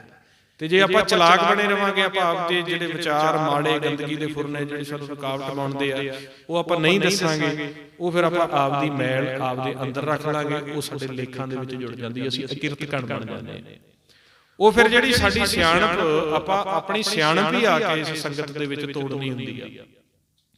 ਜੇ ਆਪਾਂ ਆਪਦੀ ਸਿਆਣਪ ਨਹੀਂ ਸੰਗਤ ਦੇ ਵਿੱਚ ਆ ਕੇ ਤੋੜ ਸਕੇ, ਫਿਰ ਆਪਾਂ ਸੰਗਤ ਵਿੱਚ ਕਰਨ ਕੀ ਆਏ ਆ। ਅਸੀਂ ਤਨ ਮਨ ਧਨ ਦਾ ਜਿਹੜਾ ਸਮਰਪਣ ਕਰਨਾ ਹੁੰਦਾ ਹੈ, ਅਸੀਂ ਸੰਗਤ ਦੇ ਵਿੱਚ ਇੱਕ ਚਿੱਤ ਹੋ ਕੇ, ਕਿਉਂਕਿ ਕਰਤਾ ਪੁਰਖ ਦੀ ਹਾਜ਼ਰੀ ਏ, ਇੱਥੇ ਆ ਕੇ ਅਸੀਂ ਤਾਂ ਵਾਰ-ਵਾਰ ਸ਼ਬਦ ਜਪਦੇ ਹਾਂ ਵੀ ਇਹ ਗੱਲ ਕੀ ਏ, ਮਾਲਕ ਦੇ ਮਸਤਕ ਦੇ ਉੱਪਰ ਪ੍ਰਗਟ ਨੇ, ਫਿਰ ਮੈਨੂੰ ਦਰਸ਼ਨ ਕਿਉਂ ਨਹੀਂ ਦਿੰਦੇ। ਗੱਲ ਤਾਂ ਵੇਖੋ, ਜਦੋਂ ਆਪਾਂ ਸੰਗਤ ਵਿੱਚ ਵਿਚਾਰ ਸੁਣੀਏ ਤੇ ਮਹਾਰਾਜ ਕਹਿੰਦੇ ਪਏ ਨੇ ਬਈ ਆਹ ਮੇਰਾ ਰਸਤਾ ਹੈ, ਇੱਥੇ ਮੈਂ ਪ੍ਰਗਟ ਹਾਂ, ਮੈਂ ਜੋਤ ਤੇਰੇ ਅੰਦਰ ਬੈਠਾ, ਫਿਰ ਆਪਾਂ ਨੂੰ ਕਿਉਂ ਦਰਸ਼ਨ ਦਿੰਦੇ ਪਏ, ਕੀ ਗੱਲ ਕੀ। ਫਿਰ ਆਪਾਂ ਨੂੰ ਇੱਥੋਂ ਪਤਾ ਲੱਗਾ ਵੀ ਅਸੀਂ ਆਪਦੀ ਹਉਮੈ ਵਿੱਚ ਰਹਿੰਦੇ ਹਾਂ, ਅਸੀਂ ਵਿਚਾਰਾਂ ਵਿੱਚ ਰਹਿੰਦੇ ਹਾਂ। ਬਸ ਇਹੀ ਚੀਜ਼ ਤੁਸੀਂ ਖਤਮ ਕਰ ਦਿਓ। ਪਰਮੇਸ਼ਰ ਤੁਹਾਨੂੰ ਕਿਤੇ ਵੀ ਭਾਜੜਾ ਪਾਉਣ ਦੀ ਲੋੜ ਨਹੀਂ। ਤੁਸੀਂ ਭਉ ਵਿਰਾਗ ਦੇ ਵਿੱਚ ਆ ਕੇ ਨਾ ਆਪਦਾ ਇੱਕ ਮਨ ਨੂੰ ਗਰੀਬੀ ਵਿੱਚ ਲਿਆ ਕੇ, ਗਰੀਬੀ ਗਦਾ ਹਮਾਰੀ, ਗਰੀਬੀ ਗਦਾ ਵਿੱਚ ਆ ਜਾਓ ਤੇ ਤੁਸੀਂ ਸਹਿਜ ਸਹਿਜ ਸੱਚੇ ਪਾਤਸ਼ਾਹ ਨੂੰ ਆਖੋ, ਗਿਆਨ ਦੁਆਰਾ ਨਹੀਂ, ਚੁਸਤ ਚਲਾਕੀ ਵਿੱਚ ਨਹੀਂ, ਕਹੋ ਸੱਚੇ ਪਾਤਸ਼ਾਹ ਮੈਨੂੰ ਸੰਗਤ ਵਿੱਚ ਤੁਸੀਂ ਗਿਆਨ ਬੜਾ ਵਰਤਾਇਆ ਹੈ, ਮੈਨੂੰ ਇੰਨੀ ਕੀ ਸਮਝ ਆਉਂਦੀ, ਸੱਚੇ ਪਾਤਸ਼ਾਹ ਮੈਨੂੰ ਦਰਸ਼ਨ ਦੇ ਦਿਓ।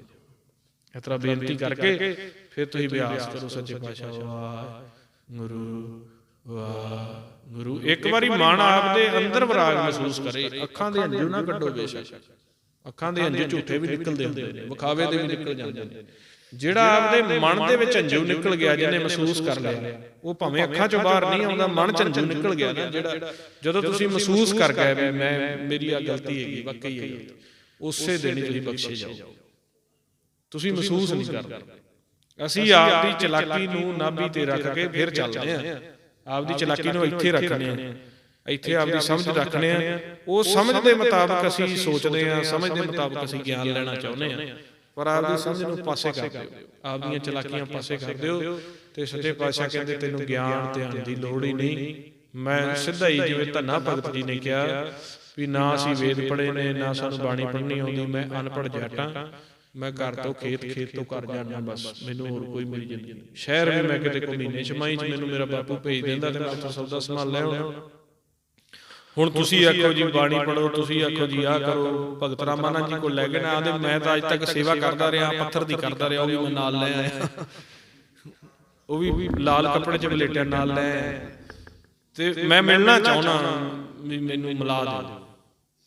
ਹੁਣ ਰਾਮਾਨੰਦ ਜੀ ਨੇ ਜਦੋਂ ਉਹਨਾਂ ਦੇ ਮਸਤਕ ਤੇ ਵੇਖਿਆ, ਉਹਨਾਂ ਨੇ ਵੇਖਿਆ ਵੀ ਪਿਛਲੀ ਭਗਤੀ ਤਾਂ ਬਹੁਤ ਗੁਰਮੁਖ ਦੀ ਭਗਤ ਜਿਹੜਾ ਹੁੰਦਾ ਹੈ, ਬੇਸ਼ੱਕ ਉਹ ਇੱਥੇ ਆ ਕੇ ਪ੍ਰਗਟ ਨਾ ਹੋਵੇ, ਪਰ ਉਹ ਆਪਦੀ ਭਗਤੀ ਮੱਥੇ ਤੇ ਚੱਕੀ ਫਿਰਦਾ ਹੁੰਦਾ। ਤੇ ਜਿੰਦੇ ਮਸਤਕ ਦੇ ਵਿੱਚ ਸਹਿਜ ਧੁਨ ਦਾ ਖਜ਼ਾਨਾ ਲਿਖਿਆ ਹੁੰਦਾ ਨਾ, ਉਹਦੇ ਮਸਤਕ ਤੇ ਲਿਖਿਆ ਹੁੰਦਾ। ਜਿੰਦੇ ਮਸਤਕ ਦੇ ਉੱਤੇ ਸਹਿਜ ਧੁਨ, ਜਿੰਨੇ ਇਸ ਜਨਮ ਚ ਆ ਕੇ ਮਿਲਾਪ ਦਾ ਖਜ਼ਾਨਾ ਹੁੰਦਾ, ਉਹਦੇ ਮਸਤਕ ਤੇ ਹੁੰਦਾ, ਉਹ ਸਾਧ ਦੀ ਦ੍ਰਿਸ਼ਟ ਪਛਾਣ ਲੈਂਦੀ। ਤੇ ਜਿੰਦੇ ਮਸਤਕ ਦੇ ਵਿੱਚ ਲਾਂਤ ਲਿਖੀ ਹੁੰਦੀ, ਉਹ ਲਾਂਤ ਵੀ ਇੱਥੇ ਲਿਖਾ ਕੇ ਲਿਆਉਂਦਾ, ਸਭ ਇੱਥੇ ਲਿਖਿਆ ਹੁੰਦਾ। ਮਸਤਕ ਹੋਵੇ ਲਿਖਿਆ ਹਰ ਸਿਮਰ ਪ੍ਰਾਣੀ, ਦਰਗਾ ਕੜੀਐ ਤੀਨੇ ਲੇਖ, ਖੋਟਾ ਕਾਮ ਨਾ ਆਵੇ ਵੇਖ। ਜਿਹੜਾ ਖੋਟਾਪਨ ਲਿਖਾ ਕੇ ਲਿਆਇਆ ਨਾ, ਉਹ ਕੰਮ ਨਹੀਂ ਆਉਂਦਾ ਇੱਥੇ, ਜਿੰਨਾ ਮਰਜ਼ੀ ਉਹਨੂੰ ਰਲਾ ਲਾ।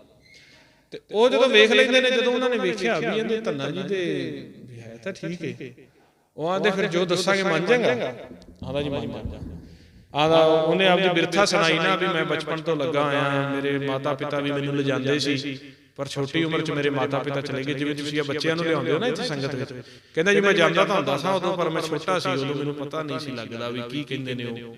ਇਸ ਤਰ੍ਹਾਂ ਤੁਹਾਡੀ ਤਰ੍ਹਾਂ ਸੰਤ ਆਉਂਦੇ ਸੀ, ਜਾਂਦਾ ਰਿਹਾ ਮੈਂ। ਜਿਵੇਂ ਛੋਟੇ ਬੱਚੇ ਆਪਾਂ ਲਿਆਉਂਦੇ ਆ, ਇੱਥੇ ਬਿਠਾਉਂਦੇ ਆ, ਚਾਹੇ ਨਹੀਂ ਸਮਝ, ਪਰ ਇਹ ਜਿਹੜਾ ਮਾਹੌਲ ਇਹਨਾਂ ਦੇ ਰਿਕਾਰਡ ਹੁੰਦਾ ਪਿਆ ਇਹ ਮਨ ਦੇ ਵਿੱਚ।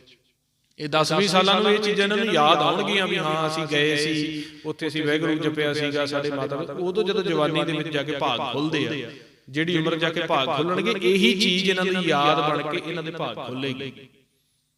ਜਦੋਂ ਇਹਨਾਂ ਦੇ ਮਸਤਕ ਦੇ ਵਿੱਚ ਭਗਤੀ ਪ੍ਰਗਟ ਹੋਏਗੀ ਨਾ, ਇੱਥੋਂ ਹੀ ਵਿਰਾਗ ਸ਼ੁਰੂ ਹੋਏਗਾ ਵੀ ਹਾਂ ਅਸੀਂ ਇੰਡੀਆ ਗਏ ਸੀ 10 ਦਿਨ ਲਾਏ। ਹੁਣ ਮੈਂ ਉਹੀ ਚੀਜ਼ ਚਾਹੁੰਦਾ, ਉੱਥੇ ਬੜਾ ਆਨੰਦ ਆਇਆ ਸੀ, ਇੱਥੋਂ ਪੁਰਨਾ ਫੜ ਲੇਗਾ ਮਾਲਕ, ਫਿਰ ਖੋਲ ਦੇਗਾ ਫੜ ਕੇ, ਆ ਜਾਓ ਦੁਬਾਰਾ ਤੁਹਾਨੂੰ ਕਰ ਦਿੰਦੇ ਆ ਚਾਰ। ਤੇ ਉਹਨਾਂ ਜਦੋਂ ਆਖਿਆ ਵੇਖਿਆ ਵੀ ਮਸਤਕ ਤੇ ਭਗਤੀ ਤਾਂ ਬੜੀ ਆ, ਆਂਦੇ ਜੋ ਅੱਖੇ ਮੰਨ ਜਾਏਗਾ, ਆਂਦਾ ਹਾਂ ਮੰਨ ਜਾਏਗਾ। ਵੇਖੀ ਕਿਤੇ ਤਨ ਮਨ ਧਨ, ਫਿਰ ਦੇ ਕੇ ਤੇ ਮੁੜ ਕੇ ਪਿਛਾਂ ਪੈਰ ਖਿੱਚ ਲੈ, ਕਹਿੰਦਾ ਨਹੀਂ। ਆਂਦੇ ਇੱਥੇ ਰਹੋ, ਤੁਸੀਂ ਜਾਣਾ ਨਹੀਂ, ਘਰ ਗੰਢੜੀ ਉੱਥੇ ਰੱਖ ਦਿਓ ਤੇ ਗੁਰਮੁਖਾਂ ਨੂੰ ਆਖਿਆ ਇਹਨਾਂ ਨੂੰ ਅਭਿਆਸ ਸ਼ੁਰੂ ਕਰਾ ਦਿਓ। ਹੁਣ ਅਭਿਆਸ ਕੀਤਾ। ਉੱਥੇ ਜਿਹੜੇ ਗੁਰਮੁਖ ਹੁੰਦੇ ਨੇ ਉਹ ਇਸ ਤਰ੍ਹਾਂ ਜਿਹੜੇ ਭਗਤ ਗੁਰਮੁਖਾਂ ਦਾ ਭਗਤਾਂ ਦਾ ਜਿਹੜਾ ਪਹਿਲਾ ਤਰੀਕਾ ਹੁੰਦਾ ਸੀਗਾ ਨਾ, ਉਹ ਇਸ ਤਰ੍ਹਾਂ ਹੀ ਹੁੰਦਾ ਸੀ। ਇੱਕ ਅਸਥਾਨ ਬਣਾ ਕੇ ਨਹੀਂ ਸੀ ਪ੍ਰਚਾਰ ਕਰਦੇ, ਉਹ ਇਲਾਕਿਆਂ ਦੇ ਵਿੱਚ ਜਾ ਕੇ ਹਫ਼ਤਾ ਪੜ੍ਹਾ ਕੀਤਾ, ਫਿਰ ਅਗਲੇ ਇਲਾਕੇ 'ਚ ਹਫ਼ਤਾ ਪੜ੍ਹਾ ਕੀਤਾ। ਜਿਵੇਂ ਆਪਾਂ ਨੂੰ ਗੁਰੂ ਨਾਨਕ ਦੇਵ ਨੇ ਆਖਿਆ, ਹੁਣ ਆਪਾਂ ਵੀ ਇਸ ਤਰ੍ਹਾਂ ਜਿਵੇਂ ਉਹਨਾਂ ਮਹਾਰਾਜ ਦੇ ਤਰੀਕੇ ਨਾਲ ਹੀ ਹਫ਼ਤਾ ਪੜ੍ਹਾ ਕਰਕੇ ਕਰਦੇ ਸੀ। ਭਗਤ ਮੰਡਲੀ ਸੀ ਉਹ। ਭਗਤ ਧੰਨਾ ਜੀ ਦੇ ਪਿੰਡਾਂ ਪਾਸੇ ਪ੍ਰੋਗਰਾਮ ਹੋਇਆ ਸੀ 3 ਦਿਨਾਂ ਦਾ।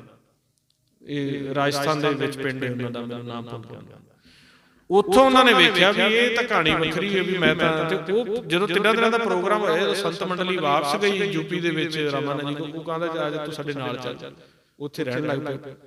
ਹੁਣ ਉੱਥੇ ਜਦੋਂ ਰਹਿਣ ਲੱਗ ਗਏ, ਅਭਿਆਸ ਕਰਾਇਆ, ਫੁਰਨੇ ਤੋੜੇ, ਤੇ ਮੁੜ ਕੇ ਜਦੋਂ ਵੇਖਿਆ ਵੀ ਸਹਿਜ ਵਿੱਚ, ਤੇ ਉਹਨਾਂ ਨੇ ਉਹਨੂੰ ਕੁਛ ਨਹੀਂ, ਉਹਨੂੰ ਸਿੱਧਾ ਹੀ ਜੁਗਤ ਦੱਸੀ, ਧਿਆਨ ਇੱਥੇ ਖਾਲੀ ਵਿੱਚ ਲਵਾ ਲਿਆ, ਸਿੱਧਾ ਹੀ ਧਿਆਨ। ਜਦੋਂ ਸਿੱਧਾ ਧਿਆਨ ਲਾਇਆ, ਗੁਰੂ ਦੇ ਕੋਲ ਜੁਗਤੀ ਹੁੰਦੀ, ਉਹਨੂੰ ਪ੍ਰਕਾਸ਼ ਹੋ ਗਿਆ। ਹੁਣ ਜਦੋਂ ਪ੍ਰਕਾਸ਼ ਹੋਇਆ, ਉਹਨਾਂ ਦਾ ਭਗਤ ਜੀ ਦਾ ਉਹਨਾਂ ਭਗਤਾਂ ਦਾ ਜਿਹੜਾ ਸੀਗਾ, ਸਿੱਧਾ ਜਦੋਂ ਪ੍ਰਕਾਸ਼ ਹੋਇਆ ਤੇ ਉਹਨਾਂ ਨੂੰ, ਆਪਾਂ ਨੂੰ ਤਾਂ ਜਿਵੇਂ ਹੁਣ ਆਪਾਂ ਗੁਰਮੰਤਰ ਦਾ ਅਭਿਆਸ ਕਰਕੇ ਗਿਆਨ ਦੋਰਾ, ਫਿਰ ਨਾਮ ਆਪਣੇ ਪ੍ਰਗਟ ਹੋਇਆ, ਨਾਮ ਦੇ ਵਿੱਚ ਦੀ ਸਮਾ ਕੇ ਆਪਾਂ ਪ੍ਰਕਾਸ਼ ਹੁੰਦੇ ਹਾਂ। ਪਰ ਜਿਹੜੇ ਗੁਰਮੁਖ ਦੇ ਕੋਲ ਬਹੁਤ ਜ਼ਿਆਦਾ ਪਿਛਲਾ ਧੰਨ ਹੋਵੇ ਨਾ, ਉਹ ਜਦੋਂ ਉਹਨਾਂ ਨੂੰ ਧਿਆਨ ਇੱਥੇ ਲਵਾਇਆ ਸਤਿਗੁਰ ਦੇ ਵਿੱਚ, ਉਹਨਾਂ ਨੂੰ ਚਾਨਣ ਹੋਇਆ, ਇੱਥੋਂ ਸਿੱਧਾ ਨਾਦ ਪ੍ਰਗਟ ਹੋ ਗਿਆ। ਹੁਣ ਜਦੋਂ ਸਿੱਧਾ ਨਾਦ ਪ੍ਰਗਟ ਹੋ ਗਿਆ, ਜਿਹਨੂੰ ਮਹਾਰਾਜ ਜੀ ਕਹਿੰਦੇ ਨੇ ਸਤਿਗੁਰ ਸਿੱਖ ਕੋ ਨਾਮ ਧੰਨ ਦੇ, ਇੱਥੋਂ ਸਿੱਧਾ ਡਾਇਰੈਕਟ ਨਾਮ ਧੰਨ ਦੇ। ਤੇ ਕਹਿੰਦੇ ਗੁਰ ਕਾ ਸਿੱਖ ਵਡਭਾਗੀ। ਹੁਣ ਉੱਥੇ ਫਿਰ ਉਹਨਾਂ ਨੇ ਆਪਦਾ ਭਗਤਾਂ ਨੇ ਪ੍ਰੈਕਟੀਕਲ ਲਿਖਿਆ। ਜਿਵੇਂ ਅੱਜ ਤਾਂ ਆਪਾਂ ਨੂੰ ਕਹਿ ਦਿੱਤਾ ਜਾਂਦਾ ਨਾ, ਭਗਤ ਧੰਨੇ ਨੇ ਜਿਹੜਾ ਹੈਗਾ ਵੀ ਪੱਥਰ ਦੇ ਵਿੱਚੋਂ ਰੱਬ ਪਾ ਲਿਆ ਸੀਗਾ। ਪੱਥਰ ਚੋਂ ਨਹੀਂ ਸੀ ਪਾਇਆ, ਪੱਥਰ ਦੀ ਉਹ ਆਰਾਧਨਾ ਕਰਦੇ ਸੀ। ਜਦੋਂ ਪੰਡਤ ਦੇ ਕੋਲ ਗਏ ਤੇ ਉਹ ਪੰਡਤ ਨੂੰ ਕਹਿੰਦੇ ਵੀ ਮੈਨੂੰ ਰੱਬ ਨਾਲ ਮਿਲਣਾ। ਪੰਡਤ ਦਾ ਆਪਦਾ ਪ੍ਰੈਕਟੀਕਲ ਨਹੀਂ ਸੀ, ਪਰ ਉਹਨੂੰ ਇਹ ਥੋੜ੍ਹਾ ਨਾ ਦੱਸ ਸਕਦਾ ਸੀ ਮੇਰਾ ਪ੍ਰੈਕਟੀਕਲ ਨਹੀਂ। ਤੇ ਪੰਡਤ ਲੋਭੀ ਸੀ, ਉਹ ਆਂਦਾ ਰੱਬ ਨਾਲ ਤੈਨੂੰ ਮਿਲਾ ਦਿੰਦੇ ਆ, ਪਰ ਗਾਂ ਦੇਣੀ ਪਏਗੀ ਚੰਗੀ ਲਵੇਰੇ ਵਾਲੀ। ਉਹਨੂੰ ਪਤਾ ਸੀ ਜੱਟ ਬੂਟੇ ਹੋ ਰਹੇ ਨੇ, ਦੇਣਾ ਕੀ। ਉਹ ਆਂਦਾ ਗਾਂ ਤਾਂ ਮੇਰੇ ਕੋਲ ਚੰਗੀ ਵਧੀਆ ਦੁੱਧ ਐਸਾ ਤੈਨੂੰ ਦੇ ਦਿਆਂਗਾ, ਰੱਬ ਮਿਲਾ ਦੇ। ਉਹਨੇ ਲਾਲ ਕੱਪੜੇ 'ਚ ਪੱਤਰ ਵਲੇਟ ਕੇ ਦੇ ਦਿੱਤਾ।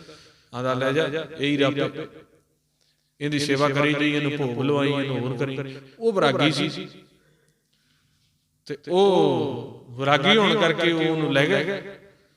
ਤੇ ਉਹ ਜਦੋਂ ਉਹਦੇ ਨਾਲ ਕਹਿੰਦਾ, ਇਹ ਦੂਜੀ ਵਾਰੀ ਫਿਰ ਗਿਆ। ਆਂਦਾ ਜਿਹੜਾ ਉਹ ਤੂੰ ਦਿੱਤਾ ਉਹਨੂੰ ਮੈਂ ਆਸਣ ਉਸਣ ਤੋਂ ਦਾ ਲਵਾਤਾ। ਕਹਿੰਦੇ ਫਿਰ ਉਹ ਗੱਲਾਂ ਵੀ ਕਰਦਾ? ਕਹਿੰਦਾ ਹਾਂ ਗੱਲਾਂ ਵੀ ਕਰਦਾ।